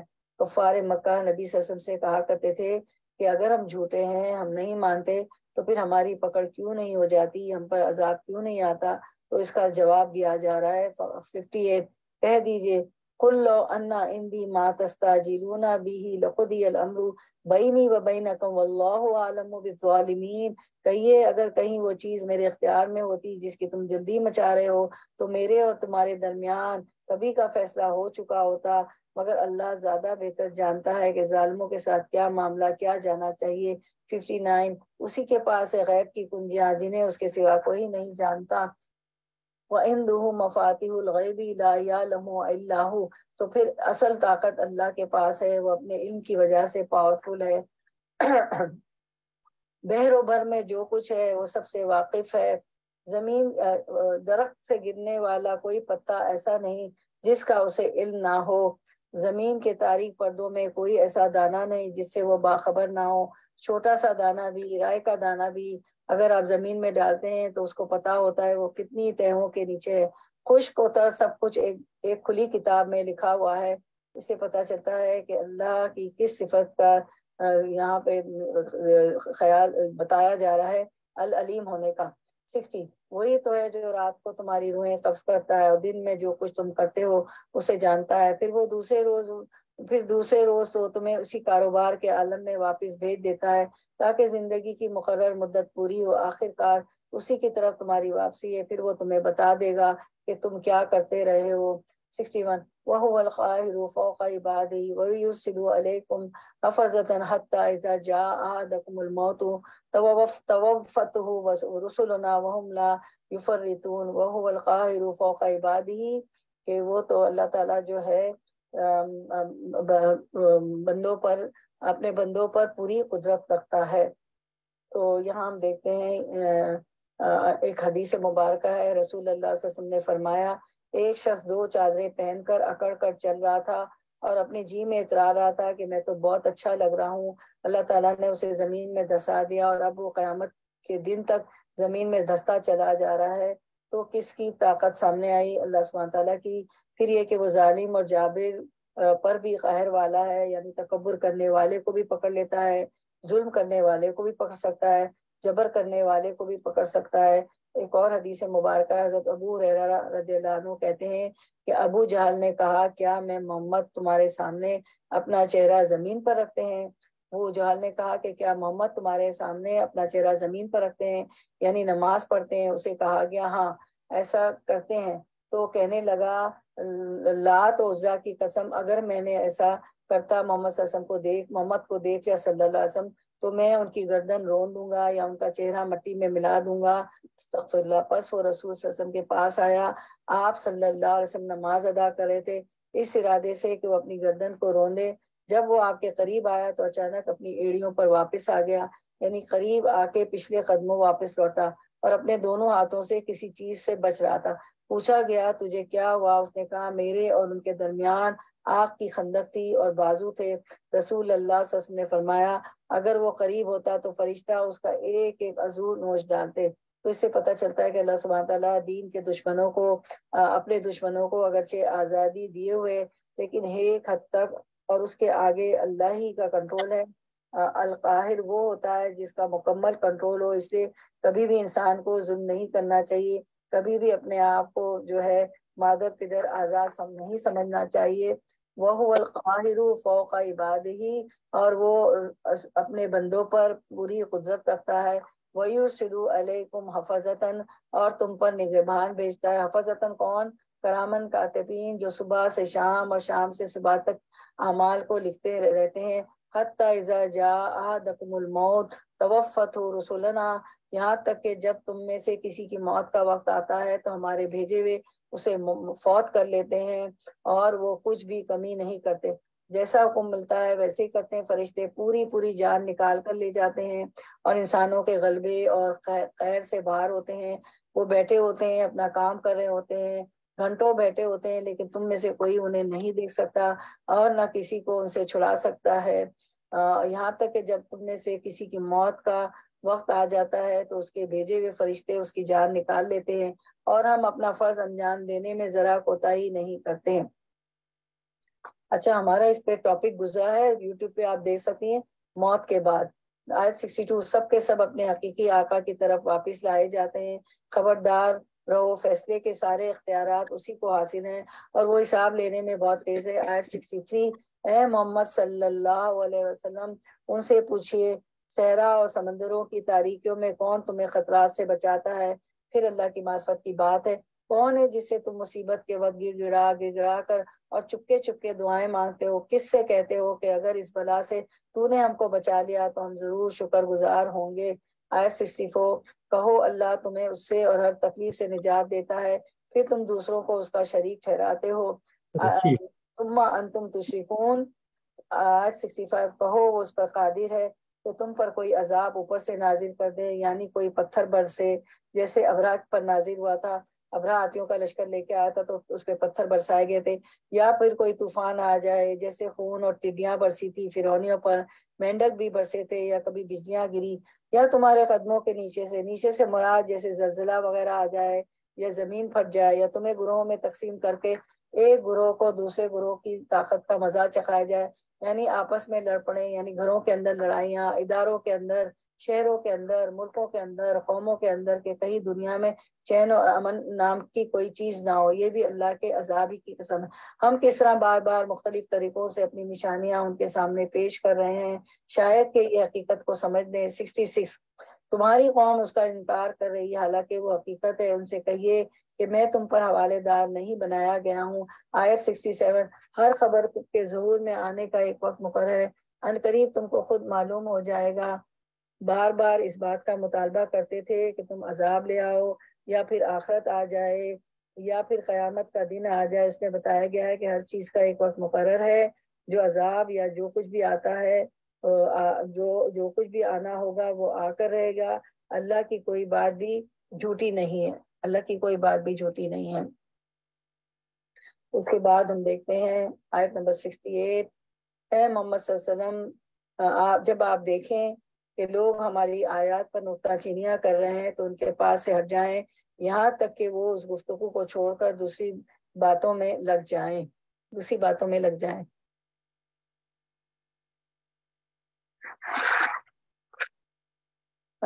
ہمارے لیے کیا حکم ہے؟ ہم ان کے ساتھ بحث میں مطلع نہیں ہونا، حجتیں نہیں کرنا، ایک طرف ہو جائیں. اگر کبھی شیطان تمہیں بلاوے میں ڈال دے تو جس وقت تمہیں اس غلطی کا احساس ہو جائے اس کے بعد پھر ایسے ظالموں کے پاس نہ بیٹھنا. آیت نمبر 69، ان کے حساب میں سے کسی چیز کی ذمہ داری پرہیزگار لوگوں پر نہیں، البتہ نصیحت کرنا ان کا فرض ہے، شاید کہ وہ غلط روی سے بچ جائیں. آیت 70، چھوڑ دو ان لوگوں کو جنہوں نے اپنے دین کو کھیل اور تماشا بنا رکھا ہے. وَذَرِ الَّذِينَ اتَّخَذُوا دِينَهُمْ لَعِبًا وَلَهْوًا. اس کا کیوں حکم دیا جا رہا ہے؟ اس لیے کہ جب انسان ایسے لوگوں کے بیچ میں ہوتا ہے تو بار بار دین کے خلاف باتیں سننے سے انسان کا ایمان کمزور ہونے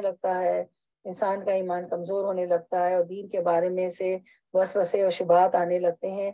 ایسے لوگ اس طرح کیوں کرتے ہیں؟ تاکہ انہیں دین پر عمل نہ کرنا پڑے. انسان کی ایک بہت بڑی فطرت ہوتی میری بہنوں، جس چیز کو وہ خود نہیں لینا چاہتا، خود اپنانا نہیں چاہتا، اس کے اندر نقص نکالنا شروع کر دیتا ہے. اس کی کیا وجہ ہوتی ہے؟ کہ انسان عمل کرنا نہیں چاہتا کیونکہ وہ دنیا کی زندگی کی محبت میں مبتلا ہوتا ہے. وغرتہم الحیات الدنیا، اور جنہیں دنیا کی زندگی فریب میں مبتلا کیے ہوئے. لیکن کیا ایسے لوگوں کو چھوڑ دینا چاہیے کہ وہ صرف حجت بازیاں کرتے پھریں، بحث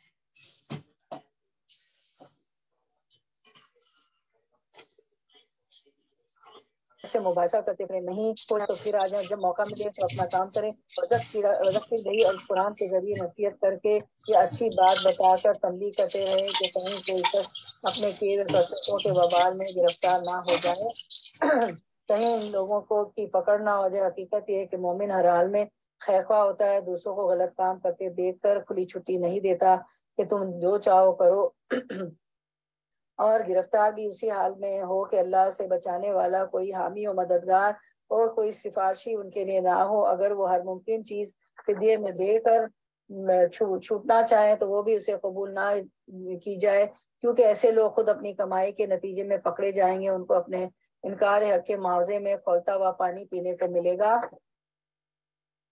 کھولتا ہوا پانی پینے ملے گا.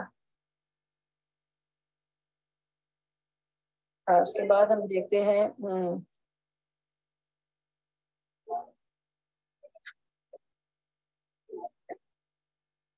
اچھا، اب آیت نمبر ہماری کون سی ہے؟ ان کو کھولتا ہوا پانی پینے کو ملے گا. اچھا، آیت نمبر 71. اے محمد صلی اللہ علیہ وسلم، ان سے پوچھے کہ کیا ہم اللہ کو چھوڑ کر ان کو پکارے جو ہمیں نہ نفع دے نہ نقصان دے سکتے ہیں؟ تو اور جب کہ اللہ ہمیں سیدھا راستہ دکھا چکا ہے، کیا ہم الٹے پاؤں پھر جائیں؟ کیا ہم اپنا حال اس شخص کا سا کر لیں جسے شیطانوں نے صحرا میں بھٹکا دیا ہو اور وہ حیران اور سرگرداں پھر رہا ہو، در حالانکہ اس کے ساتھی اسے پکار رہے ہوں کہ ادھر آ، یہ سیدھی راہ موجود ہے. قل ان ہدی اللہ هو الہدی، کہہ دیجئے ہدایت تو اللہ کی ہے، بس اصل ہدایت ہے. وَأُمِرْنَا لِنُسْلِمَ لِرَبِّ الْعَالَمِينَ، اور ہمیں اللہ کی طرف سے حکم ملا ہے کہ ہم رب العالمین کے آگے سر تسلیم خم کر دے. 72. وَأَنْ أَقِيمُوا الصَّلَاةَ وَاتَّقُوهُ، اور یہ کہ نماز قائم کرو، اس کی نافرمانی سے بچو. وَهُوَ الَّذِي إِلَيْهِ تُحْشَرُونَ، وہی ہے جس کی طرف ہم سب سمیٹے جائیں گے.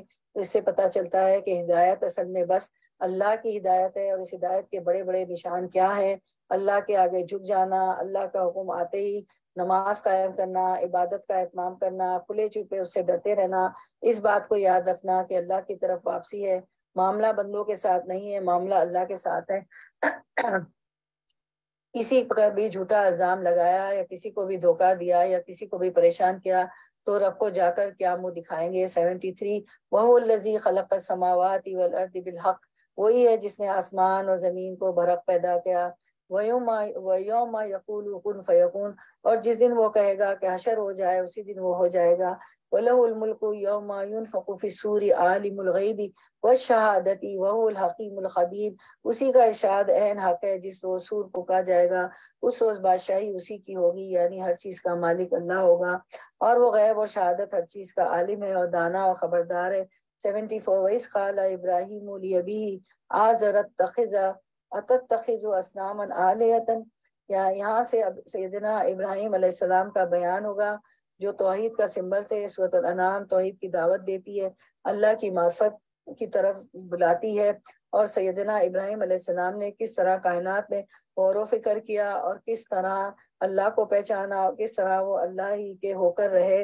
وَإِذْ قَالَ إِبْرَاهِيمُ لِأَبِيهِ آزَرَ أَتَتَّخِذُ أَصْنَامًا آلِهَةً، ابراہیم علیہ السلام کا واقعہ یاد کرو جب اس نے اپنے باپ آزر سے کہا تھا کیا تو بتوں کو خدا بناتا ہے؟ میں تو تجھے اور تیری قوم کو کھلی گمراہی میں پاتا ہوں. 75. ابراہیم علیہ السلام کو ہم اسی طرح زمین اور آسمانوں کا نظام سلطنت دکھاتے تھے، اور اس لیے دکھاتے تھے تو وہ یقین کرنے والوں میں سے ہو جائے. 76. فلما، چنانچہ جب رات اس پر طاری ہوئی تو اس نے ایک تارا دیکھا. قال ھذا ربی، کہا یہ میرا رب ہے. فلما افلا، پھر جب وہ ڈوب گیا، قال لا احب الافلین، تو بولا ڈوب جانے والوں کا تو میں گرویدہ نہیں ہوں. نمبر 77. پھر جب چاند چمکتا نظر آیا تو کہا یہ ہے میرا رب. فلما افلا، پھر جب وہ ڈوب گیا، قال لئن لم يهدني ربی لأكونن من القوم الضالین، کہنے لگا اگر میرے رب نے رہنمائی نہ کی ہوتی تو میں بھی گمراہوں میں شامل ہو جاتا. میں بھی گمراہوں میں شامل ہو جاتا. قال لئن لم یہدینی ربی لاکونن من القوم الضالین. 78. پھر جب سورج کو دیکھا تو کہا یہ ہے میرا رب، یہ سب سے بڑا ہے. لیکن جب وہ بھی ڈوب گیا تو ابراہیم علیہ السلام پکار اٹھا، اے برادران قوم، میں ان سے بیزار ہوں جنہیں تم اللہ کا شریک ٹھہراتے ہو. 79. میں نے تو یکسو ہو کر اپنا رخ اس ہستی کی طرف کر لیا جس نے زمین اور آسمان کو پیدا کیا ہے، اور میں ہرگز شک کرنے والوں میں سے نہیں ہوں. یعنی میں ستارہ پرستی نہیں کروں گا، چاند کا پرستار نہیں بنوں گا، اور سورج کو الہ نہیں بناؤں گا. میرا الہ تو وہ ہے جس نے ان سب کو تخلیق کیا، پیدا کیا ہے. نمبر 80. اس کی قوم اس سے جھگڑنے لگی تو اس نے قوم سے کہا کیا تم لوگ اللہ کے معاملے میں مجھ سے جھگڑتے ہو، حالانکہ اس نے مجھے راہ راز دکھا دی ہے اور میں تمہارے ٹھہراوے شریکوں سے نہیں ڈرتا. ہاں اگر میرا رب اگر کچھ چاہے تو وہ ضرور ہو سکتا ہے. میرے رب کا علم ہر چیز پر چھایا ہوا ہے. پھر کیا تم ہوش میں نہ آؤ گے؟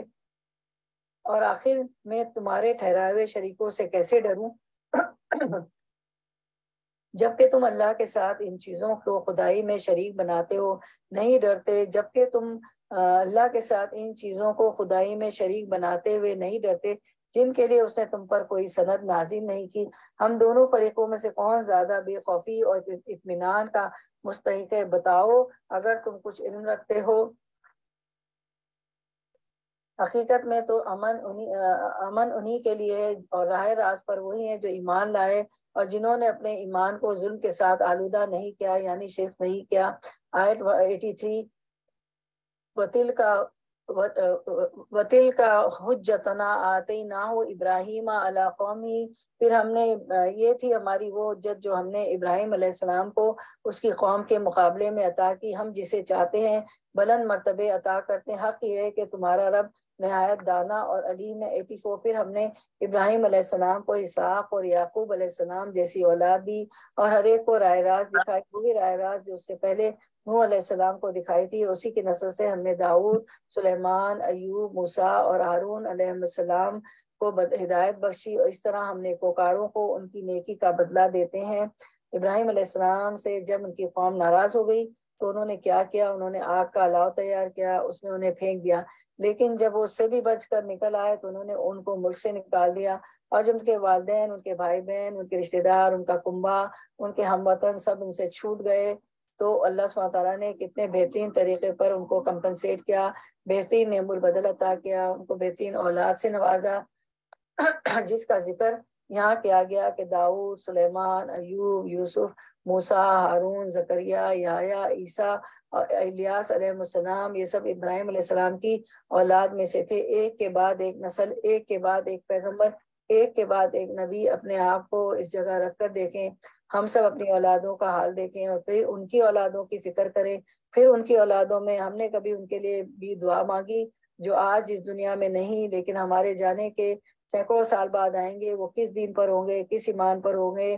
تو ابراہیم علیہ السلام نے تو اس کے لیے دعائیں کی، اپنی نسلوں کے لیے اس کے لیے فکر کی تھی. تو آج کی ماں کو سب سے پہلے اپنے بچوں کی فکر کرنی چاہیے، ان کی ہدایت کی، ان کی طرف توجہ کرنی چاہیے. اس کے ساتھ ساتھ دوسروں کو بھی دین کی تبلیغ و تعلیم دینی چاہیے، لیکن صرف ان بچوں کو نہیں، ان بچوں کے بھی بچوں کو، پھر اپنی آئندہ نسلوں کی بھی کے لیے بھی دعا کرنی چاہیے، کیونکہ یہ آپ سے اللہ تعالیٰ نے قرآن میں نبیوں کی سنت ہے کہ وہ نسلوں کے لیے بھی دعا کرتے تھے. آیت 85. اسی کی اولاد سے زکریا، یحییٰ، عیسیٰ اور الیاس علیہ السلام کو غائب کیا. ہر ایک ان میں سے صالح تھا، ایک کے بعد ایک پیغمبر. تو قرآن مجید میں اکثریت جو پیغمبروں کے ناموں کی آتی ہے وہ اکثریت ابراہیم علیہ السلام کی اولاد میں سے تھے. آیت نمبر 86. اسی خاندان سے اسماعیل، الیسو اور یونس اور لوط علیہ السلام کو راستہ دکھایا. ان میں سے ہر ایک کو ہم نے تمام دنیا والوں پر فضیلت عطا کی، نیز ان کے آباء و اجداد، ان کی اولاد، ان کے بھائی بندوں میں سے بہتوں کو ہم نے نوازا، انہیں اپنی خدمت کے لیے چن لیا اور سیدھے راستے کی طرف ان کی رہنمائی کی. یہ اللہ کی ہدایت ہے جس کے ساتھ وہ اپنے بندوں میں سے جس کی چاہتا ہے رہنمائی کرتا ہے، لیکن اگر کہیں ان لوگوں نے شرک کیا ہوتا تو ان سب کا کیا کرایا غارت ہو جاتا۔ وہ لوگ تھے جن کو ہم نے کتاب اور حکم اور نبوت عطا کی تھی، اب اگر یہ لوگ اس کو ماننے سے انکار کرتے ہیں تو پرواہ نہیں، ہم نے کچھ اور لوگوں کو یہ نعمت سونپ دی ہے جو اس سے ممکن نہیں ہے۔ 90 اے محمد صلی اللہ علیہ وسلم، وہی لوگ اللہ کی طرف سے ہدایت یافتہ تھے، انہی کے راستے پر آپ بھی چلیے اور کہہ دیجئے کہ میں اس تبلیغ و ہدایت کے کام پر تم سے کسی اجر کا طالب نہیں ہوں، یہ تو ایک عام نصیحت ہے تمام جہان والوں کے لیے۔ تو اس سے پتہ چلتا ہے کہ اللہ کی بات کسی کو بتا کر اسے کسی اجرت کی توقع نہیں رکھنا چاہیے، کسی شکریہ کی توقع نہیں رکھنا چاہیے، کسی تعریف کے لیے کان نہیں کھڑے ہونے چاہیے، بلکہ اس کام کو صرف اور صرف اللہ کی خاطر کیا جانا چاہیے، اور جو ایسا کرتا ہے اللہ سبحانہ تعالیٰ اس کا بدلہ ضرور اس کو عطا کرتے ہیں، جیسے اس اخلاص کا بدلہ ابراہیم علیہ السلام کو بہترین شکل میں عطا کیا گیا، جس کا سلسلہ صدیوں پر محیط ہے۔ یعنی ہم عام طور پر کیا چاہتے ہیں؟ فوری انسٹنٹ ریوارڈ، اور یہاں اللہ تعالیٰ صدیوں پر محیط ریوارڈ دے رہے ہیں، ایک کے بعد ایک پیغمبر بھیج رہے ہیں۔ تو ہمیں کسی بھی اچھے کام پر جو ہے یہ نہیں ہونا چاہیے کہ ہمارا کسی نے شکریہ نہیں ادا کیا، ہمیں لوگوں کی تعریف نہیں چاہیے، ہمیں اللہ سے صلہ چاہیے۔ 91 وما قدر اللہ حق قدرہی، ان لوگوں نے اللہ کا بہت غلط اندازہ لگایا اور جو ہے قدر ہی نہ کی جیسے قدر کرنے کا حق ہے۔ جب کہا کہ اللہ نے کسی بشر پر کچھ نازل نہیں کیا، اتنے پیغمبر بھیجنے کے بعد بھی یہ بات کہی جا رہی، ان سے پوچھو کہ وہ کتاب جسے موسیٰ علیہ السلام لائے، جو تمام انسانوں کے لیے روشنی اور ہدایت تھی، جسے تم پارا پارا کر کے رکھتے ہو، کچھ دکھاتے ہو اور بہت کچھ چھپاتے ہو، اور جس کے ذریعے تمہیں وہ علم دیا گیا جو تمہیں حاصل نہ تھا اور نہ تمہارے باپ دادا کو، آخر اس کا نازل کرنے والا کون تھا؟ بس اتنا کہہ دیجئے کہ اللہ، پھر انہیں اپنی دلیل بازیوں سے کھیلنے کے لیے چھوڑ دیجئے۔ 92 اسی کتاب کی طرح یہ کتاب ہے جسے ہم نے نازل کیا، یعنی یہ قرآن مجید وہذا کتاب انزلناہ مبارکن، بہت بابرکت کتاب ہے، جو اسے پڑھے گا، جو اسے سمجھے گا، جو اس پر عمل کرے گا، جو اس کے مطابق پیغام کو آگے پہنچائے گا، اس کی زندگی برکتوں سے مالا مال ہو جائے گی۔ یہ اللہ کا وعدہ ہے اور اللہ اپنے وعدے کے خلاف ورزی نہیں کرتا۔ مصدق الذی بین یدیہ، یہ تصدیق کرنے والی ہے اس چیز کی جو اس سے پہلے آئی تھی، یعنی پہلی کتابوں کی، اور اس لیے نازل کی گئی ہے کہ اس کے ذریعے سے کہ تم بستیوں کے اس مرکز یعنی مکہ اور اس کے اطراف میں رہنے والوں کو متنبع کرو، جو لوگ آخرت کو مانتے ہیں وہ اس کتاب پر ایمان لاتے ہیں۔ تو جو آخرت پر ایمان رکھتا ہے، جس کو پتہ ہے میرا امتحان ہونے والا ہے، وہ اس کتاب کو ضرور کھولے گا، ضرور پڑھے گا، ضرور سمجھے گا، مستقل طور پر سمجھتا رہے گا، اور ان کا حال یہ ہے کہ اپنی نمازوں کی پابندی کرتے ہیں، آخرت پر ایمان لانے والی ہی نماز کی فکر کرتے ہیں۔ 93 اور اس شخص سے بڑا ظالم اور کون ہوگا جو اللہ پر جھوٹا بہتان گھڑے یا یہ کہے کہ مجھ پر وحی آئی حالانکہ اس پر کوئی وحی نہ آئی ہو، جو اللہ کی نازل کردہ چیز کے بارے میں کہے کہ میں ایسی چیز نازل کر کے دکھاؤں گا، یعنی قرآن کا مقابلہ۔ کاش تم ظالموں کو اس حالت میں دیکھ سکو جبکہ وہ سکرات موت میں ڈبکیاں کھا رہے ہوتے ہیں اور فرشتے ہاتھ بڑھا بڑھا کر کہہ رہے ہوتے ہیں لاؤ نکالو اپنی جان، آج تمہیں ان باتوں کی پاداش میں ذلت کا عذاب دیا جائے گا جو تم اللہ پر تہمت رکھ کر ناحق بقا کرتے تھے، اور اس آیت کے مقابلے میں سرکشی دکھایا کرتے تھے۔ اخرجوا انفسکم الیوم تجزون عذاب الہون۔ اس سے پتہ چلتا ہے کہ جو شخص اللہ تعالیٰ کی آیات کو نہیں مانتا اور ان کا انکار کرتا ہے اور یہ مانتا ہی نہیں کہ قرآن اللہ کی کتاب ہے اور اس کا یہ انجام بتایا جا رہا ہے، اس کو عذاب جان نکالنے کے وقت سے ملنا شروع ہو جاتا ہے۔ اس کی جان جو فرشتے آ کر نکالیں گے اور پھر اس دن کو قبر میں جائے گا تو وہاں اس کی پکڑ شروع ہو جائے گی، تو اس وقت اس کو ذلت کا عذاب دیا جائے گا۔ تو اس سے ہمیں پتہ چلتا ہے کہ موت کے وقت بھی تکلیف ہوتی ہے، جزا اور سزا وہیں سے شروع ہو جاتی ہے کیونکہ تم اللہ پر تہمت رکھ کر ناحق بقا کرتے تھے۔ 94 اور اللہ فرمائے گا لو اب تم ویسے ہی تن تنہا ہمارے سامنے حاضر ہو گئے جیسے ہم نے تمہیں پہلی مرتبہ اکیلا پیدا کیا تھا، جو کچھ ہم نے تمہیں دنیا میں دیا تھا وہ سب تم پیچھے چھوڑ آئے ہو، اور اب ہم تمہارے ساتھ ان سفارشوں کو بھی نہیں دیکھتے جن کے متعلق تم سمجھتے تھے کہ تمہارے کام بنانے میں ان کا بھی کچھ حصہ ہے، تمہارے آپس کے سب رابطے ٹوٹ گئے، وہ سب تم سے گم ہو گئے جن کا تم زخم رکھتے ہو، جن کا تم بس ہم دیکھا ان کا بھی کچھ حصہ ہے، تمہارے آپس کے سب رابطے ٹوٹ گئے اور وہ سب تم سے گم ہو گئے جن کا تم زوم رکھتے ہو۔ پھر مزید کچھ نشانیوں کا ذکر ہے 95۔ ان اللہ فالق الحب والنوا ویخرج الحی من المیت ومخرج المیت من الحی، دانے اور گٹلی کو پھاڑنے والا اللہ ہے، وہی زندہ کو مردہ سے نکالتا ہے اور وہی مردہ کو زندہ سے خارج کرتا ہے، یہ سارے کام تو کرنے والا اللہ ہے، پھر تم کدھر بہ کے چلے جا رہے ہو۔ 96۔ پردہ شب کو چاک کر کے وہی صبح نکالتا ہے، اسی نے رات کو سکون کا وقت بنایا، اسی نے چاند اور سورج کے طلوع و غروب کا حصہ مقرر کیا، یہ سب اسی زبردست قدرت اور علم رکھنے والے کے ٹھہرائے ہوئے اندازے ہیں۔ 97۔ اور وہی ہے جس نے تمہارے لیے تاروں کو صحرا اور سمندر کی تاریکیوں میں راستہ معلوم کرنے کا ذریعہ بنایا، دیکھو ہم نے نشانیاں کھول کھول کر بیان کر دی ہیں ان لوگوں کے لیے جو علم رکھتے ہیں۔ سورۃ الملک میں بھی ستاروں کا بتایا نا کہ راستے معلوم کرتے ہیں، اور یہاں بھی بتایا کہ تاریکیوں میں، سمندر کی تاریکیوں میں راستہ معلوم کرتے ہیں، نیویگیشن کرتے ہیں ستاروں سے۔ اس کائنات کی کتاب میں زمین و آسمان کے دو ورقوں میں بہت سی نشانیاں بکھری ہوئی ہیں، یہ الگ بات یہ ہے کہ ہم نہ دیکھیں۔ 98۔ اور وہی ہے جس نے ایک متنفس سے تم کو پیدا کیا، پھر ہر ایک کے لیے ایک جائے قرار ہے، اور ہر ایک اس کے سونپے جانے کی جگہ، قبر کی جگہ، جیسے دنیا میں ہم میں سے ہر ایک کا گھر ہے، ایسے ہی زمین کے اندر بھی ایک گھر ہے، اس کے بارے میں ضرور سوچا کیجئے۔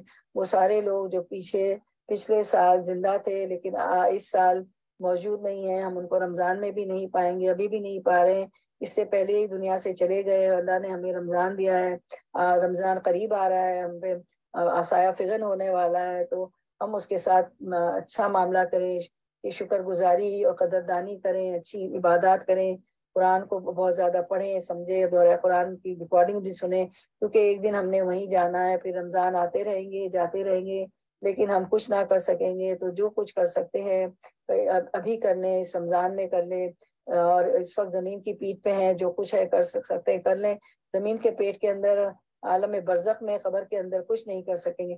یہ نشانیاں ہم نے واضح کر دی ہیں ان لوگوں کے لیے جو سمجھ بوجھ رکھتے ہیں، تاکہ اللہ کو پہچانے، آخرت کو پہچانے، اپنے ایمان کو درست رکھیں، اپنے عمل کو درست کریں، اپنے ایمان کو بڑھائیں، اور اس خیر کو پوری دنیا تک پھیلائیں۔ 99۔ اور وہی ہے جس نے آسمان سے پانی برسایا، ایک کے بعد ایک نشانی دیکھے آتی چلی جا رہی ہے، غور و فکر کے لیے، معرفت الہی کے لیے، پھر اس کے ذریعے سے ہر طرح کی نباتات اگائی، اس سے ہرے ہرے کھیت اور درخت پیدا کیے، پھر ان سے تہ بتے چڑھے ہوئے دانے نکالے، اور کھجور کے شگوفوں سے پھلوں کے گچھے پیدا کیے، جو بوجھ کے مارے جھکے پڑے ہیں، انگور اور زیتون اور انار کے باغ لگائے، جن کے پھل ایک دوسرے سے ملتے جلتے بھی ہیں، اور پھر ہر ایک کی خصوصیات جدا جدا بھی۔ یہ درخت جب پھلتے ہیں تو ان میں پھل آنے اور پھر ان کے پکنے کی کیفیت ذرا غور سے دیکھو، اور ہم تم جو ہے اس چھوٹے ہم دیکھتے ہیں کہ پھر اللہ تعالیٰ آگے فرماتے ہیں ان چیزوں میں نشانیاں ہیں ان لوگوں کے لیے جو ایمان لاتے ہیں۔ آیت نمبر 100۔ اس پر بھی لوگوں نے بتوں کو اللہ کا شریک ٹھہرایا، حالانکہ ان کا بھی خالق ہے، اور بے جانے بوجھے اس کے لیے بیٹے اور بیٹیاں تصنیف کر دی، حالانکہ وہ پاک اور بالاتر ہے ان باتوں سے جو یہ لوگ کہتے ہیں۔ وہ تو آسمانوں اور زمین کا موجد ہے، اس کا کوئی بھی بیٹا کیسے ہو سکتا ہے جبکہ کوئی اس کے شریک زندگی ہی نہیں ہے۔ وہ تو لم یلد ولم یولد، اس نے ہر چیز کو پیدا کیا ہے، اور وہ ہر چیز کا علم رکھتا ہے۔ یہ ہے اللہ تمہارا رب، کوئی خدا اس کے سوا نہیں، ہر چیز کا خالق، لہٰذا تم اسی کی بندگی کرو، وہ ہر چیز کا کفیل ہے۔ 103۔ لا تدرکہ الابصار وہو یدرک الابصار، مجھے آیت بہت پسند ہے، نگاہیں اس کو نہیں پا سکتی اور وہ نگاہوں کو پا لیتا ہے، وہ نہایت باریک بین اور باخبر ہے۔ یہاں ابصار کی بات ہوئی ہے، اور اس کے ساتھ لطیف الخبیر کی بھی بات ہوئی ہے کہ باریک سے باریک چیزیں بھی وہ دیکھ لیتا ہے۔ 104۔ قد جاءکم بصائر من ربکم، دیکھو تمہارے پاس تمہارے رب کی طرف سے بصیرت کی روشنیاں آ گئی ہیں، یعنی کھلی نشانیاں آ گئی ہیں، غور و فکر کی دعوت آ گئی ہے۔ اب جو بینائی سے کام لے گا اپنا ہی بھلا کرے گا، اور جو اندھا بنے گا خود نقصان اٹھائے گا، میں تم پر کوئی پاسبان نہیں ہوں۔ 105۔ اس طرح ہم اپنی آیات کو بار بار مختلف طریقوں سے بیان کرتے ہیں، اور اس لیے بیان کرتے ہیں کہ یہ لوگ کہیں تم کسی سے پڑھ کر آئے ہو، اور جو لوگ علم رکھتے ہیں ان پر ہم حقیقت کو روشن کر دیں گے۔ اے محمد صلی اللہ علیہ وسلم، اے محمد صلی اللہ علیہ وسلم اس وحی کی پیروی کیے جائے جو آپ پر آپ کے رب کی طرف سے نازل ہوئی ہے، کیونکہ اس ایک رب کے سوا کوئی اور الہ نہیں، اور ان مشرکین کے پیچھے نہ پڑو۔ 107 اگر اللہ کی مشیت ہوتی تو خود ایسا بندوبست کر سکتا تھا، یہ لوگ شرک نہ کرتے، تم کو ہم نے ان پر پاسبان مقرر نہیں کیا ہے، اور نہ تم ان پر حوالے دار ہو، یعنی آپ سسم کا کام صرف تبلیغ کرنا ہے، بات پہنچانا ہے، ذمہ دار یہ خود ہیں اپنے کفر کے، شرک کے، ناشکری کے۔ وما علیک الا البلاغ 108 اور اے ایمان لانے والو، یہ لوگ اللہ کے سوا جن کو پکارتے ہیں انہیں گالیاں نہ دو، یعنی ان بتوں کو گالیاں مت دو۔ کیوں؟ اس لیے کہ اگر تم ان کے بتوں کو گالیاں دو گے تو وہ جواب میں اللہ سبحانہ تعالیٰ کو گالیاں دیں گے، اور اس طرح ہم سبب بنیں گے، وجہ بنیں گے، ذریعہ بنیں گے اللہ سبحانہ تعالیٰ کو برا بھلا کہنے کا۔ کہیں ایسا نہ ہو کہ شرک سے آگے بڑھ کر جہالت کی بنا پر اللہ کو گالیاں دینے لگو۔ ہم نے تو اس طرح ہر گروہ کے لیے اس کے عمل کو خوشنما بنا دیا ہے، پھر انہیں اپنے رب ہی کی طرف پلٹ کر آنا ہے، اس وقت انہیں بتا دے گا کہ وہ کیا کرتے رہیں۔ واپسی کا سفر، کون سی واپسی کا؟ آخرت کی طرف، قیامت کے دن واپسی کا سفر جو ہے بہت مشکل سفر ہے، اور وہ سفر ہے جس کے آگے حساب بھی دینا ہے۔ 109 واقسموا باللہ، یہ لوگ کڑی کڑی قسمیں کھا کر کہتے ہیں کہ اگر کوئی نشانی ہمارے سامنے آ جائے تو ہم اس پر ایمان لے آئیں گے۔ اے محمد صلی اللہ علیہ وسلم اسے کہیے کہ نشانیاں تو اللہ کے پاس ہیں، اور تمہیں کیسے سمجھایا جائے کہ اگر نشانیاں آ بھی جائیں تو ایمان لانے والے نہیں ہیں۔ 1010 ہم اسی طرح ان لوگوں کے دلوں اور نگاہوں کو پھیر رہے ہیں جس طرح یہ پہلی بار اس پر ایمان نہیں لائے تھے، ہم انہیں ان کی سرکشی میں بھٹکنے کے لیے چھوڑ دیتے ہیں۔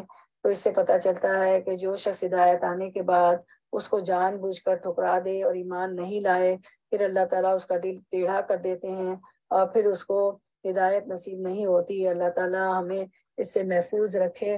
تو ہم جو ہے دلوں کے ٹیڑھے نہ ہونے کی دعا کر لیتے ہیں۔ ربنا لا تزغ قلوبنا بعد إذ هديتنا وهب لنا من لدنك رحمة، اے ہمارے رب جب تو نے ہمیں ہدایت دے دی ہے تو ہمارے دلوں کو ٹیڑھا نہ کر، اور ہمیں اپنی طرف سے رحمت عطا کر، بے شک تو بہت زیادہ عطا کرنے والا ہے۔ آمین یا رب العالمین۔ اللہ تعالیٰ بس ہماری دعا قبول کر لے، ہمیں جنت الفردوس میں جگہ دے، اور جو کچھ ہم پڑھتے سنتے ہیں اس پہ عمل پیرا کر دے، عمل کرنے والا بنا دے، آگ کے عذاب سے بچائے، اور روضہ رسول کی زیارت نصیب کرے، بار بار حج عمرے کی سعادت اللہ تعالیٰ نصیب کرے، اور جو کچھ پریشانیاں ہیں، مشکلات ہیں، بیماریاں ہیں، روزی کی تنگی ہے، جو کچھ ہے اللہ تعالیٰ جو اس میں آسانیاں پیدا کرے۔ جو سفر پہ جا رہے ہوتے ہیں اللہ تعالیٰ ان کو سفر خیریت کا کر دے، ان کی واپسی بھی خیریت کی کر دے، بے اولاد کو اولاد دے دے اللہ تعالیٰ، بے روزگار کو روزی دے دے، جتنی مشکلات ہیں آسان کر دے، صحت تندرستی ہم سب کو عطا فرمائے، اور اللہ تعالیٰ ہمیں توفیق نہ چھینے نیکیوں کی۔ اچھا 2 اسکرین جو ہے سوری وہ رہ گئے تھے، وہ بہت علمی باتیں اس میں، ظاہر ہم علمی حاصل کر رہے ہیں تو اس کو کوشش کرتے ہیں کہ دکھا دیں آپ کو۔ رسول اللہ صلی اللہ علیہ وسلم نے فرمایا، رسول اللہ صلی اللہ علیہ وسلم نے فرمایا جس نے علم کو علماء پر فخر کرنے اور بیوقوفوں سے بحث و تکرار کرنے اور لوگوں کو اپنی جانب متوجہ کرنے کے لیے سیکھا، اللہ اسے جہنم میں داخل کر دے گا۔ تو کبھی بھی علم آپ سیکھ رہی ہو اس پہ فخر نہ کریں، کہیں بیٹھی ہو تو ہوتا ہے نا بیوقوفوں سے لوگ بحث و تکرار شروع کر دیتے ہیں تاکہ لوگ آپ متوجہ ہوں، تو اللہ تعالیٰ اسے جہنم میں داخل کر دے گا، اللہ ہمیں بچائے اس سے۔ اس کے بعد نواز بن سمان سے روایت ہے کہ نبی صلی اللہ علیہ وسلم نے فرمایا کہ قرآن کے ذریعے جھگڑا نہ کرو، نہ اللہ کی کتاب سے بعض کو بعض کے ذریعے جھٹلاؤ۔ مومن قرآن کے ساتھ جھگڑا کرے گا تو مغلوب ہو جائے گا، اور منافق قرآن کے ساتھ جھگڑا کرے گا تو غالب ہو جائے گا۔ ربنا لا تزغ قلوبنا بعد إذ هديتنا وهب لنا من لدنك رحمة إنك أنت الوهاب۔ اب ہم دیکھتے ہیں صحیح مسلم کی ایک حدیث کے اس قرآن کو پڑھنے کے کیا فائدے، قرآن کا علم حاصل کرنے کے۔ صحیح مسلم کی حدیث 1837 ہے، انشاءاللہ ہم اس کو دیکھتے ہیں کہ حضرت عقبہ بن عامر رضی اللہ تعالیٰ عنہ سے روایت ہے کہ انہوں نے کہا کہ رسول اللہ صلی اللہ علیہ وسلم گھر سے نکل کر تشریف لائے، ہم صفا چبوترے پر موجود تھے، آپ نے فرمایا تم میں سے کون پسند کرتا ہے کہ روز آنا صبح بطان یا عقیق کی وادی میں جائے اور وہاں سے بغیر کسی گناہ اور قطع رحمی کے 2 بڑے بڑے کوہانوں والی اونٹنیاں لائے۔ ہم نے عرض کیا بڑی بڑی اونٹیاں لائے. ہم نے عرض کی اے اللہ کے رسول صلی اللہ علیہ وسلم ہم سب کو یہ بات پسند ہے.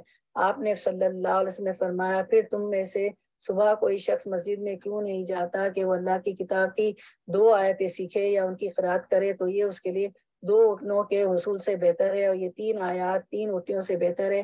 4 آیتیں اس کے لیے 4 سے بہتر ہے, اور آیتوں کی تعداد جو بھی ہو اونٹوں کی اتنی ہی تعداد سے بہتر ہے. آپ کو پتہ ہے اونٹ اس زمانے کا بڑا مہنگی سواری تھی, جیسے آج کل ہماری سواریاں مہنگی ترین ہماری کوئی سواری ہو تو جو ہے اتنا ثواب ہے. جتنی آپ پڑھتی چلی جاتی ہیں اتنا دیکھیں ثواب ملتا چلا جاتا ہے. اللہ تعالیٰ ہمیں نوازتے ہیں. تو کبھی بھی شیطان آپ کو وسوسے ڈالے کہ 2 گھنٹے ہمیں بیٹھنا پڑتا ہے, لیکن آپ کتنا اجر ہے وہاں, تو ہم چھوٹی چھوٹی نیکیوں کے محتاج ہوں گے نا. تو یہ ساری نیکیاں جو ہے دنیا میں بھی ہمیں جو ہے اجر دیں گی اور آخرت میں بھی انشاءاللہ. تو چلے ہم جو ہے اس پر اختتام کرتے ہیں انشاءاللہ. کل 1:30 بجے ملاقات ہوگی. وآخر دعوانا ان الحمدللہ رب العالمین. سبحانک اللہم و بحمدک نشہد ان پاکستان کے لیے دعا کریے لا خاص طور پہ بہت. ونتوب الیک. السلام علیکم ورحمۃ اللہ وبرکاتہ. چلے آپ لوگ کی اجازت سے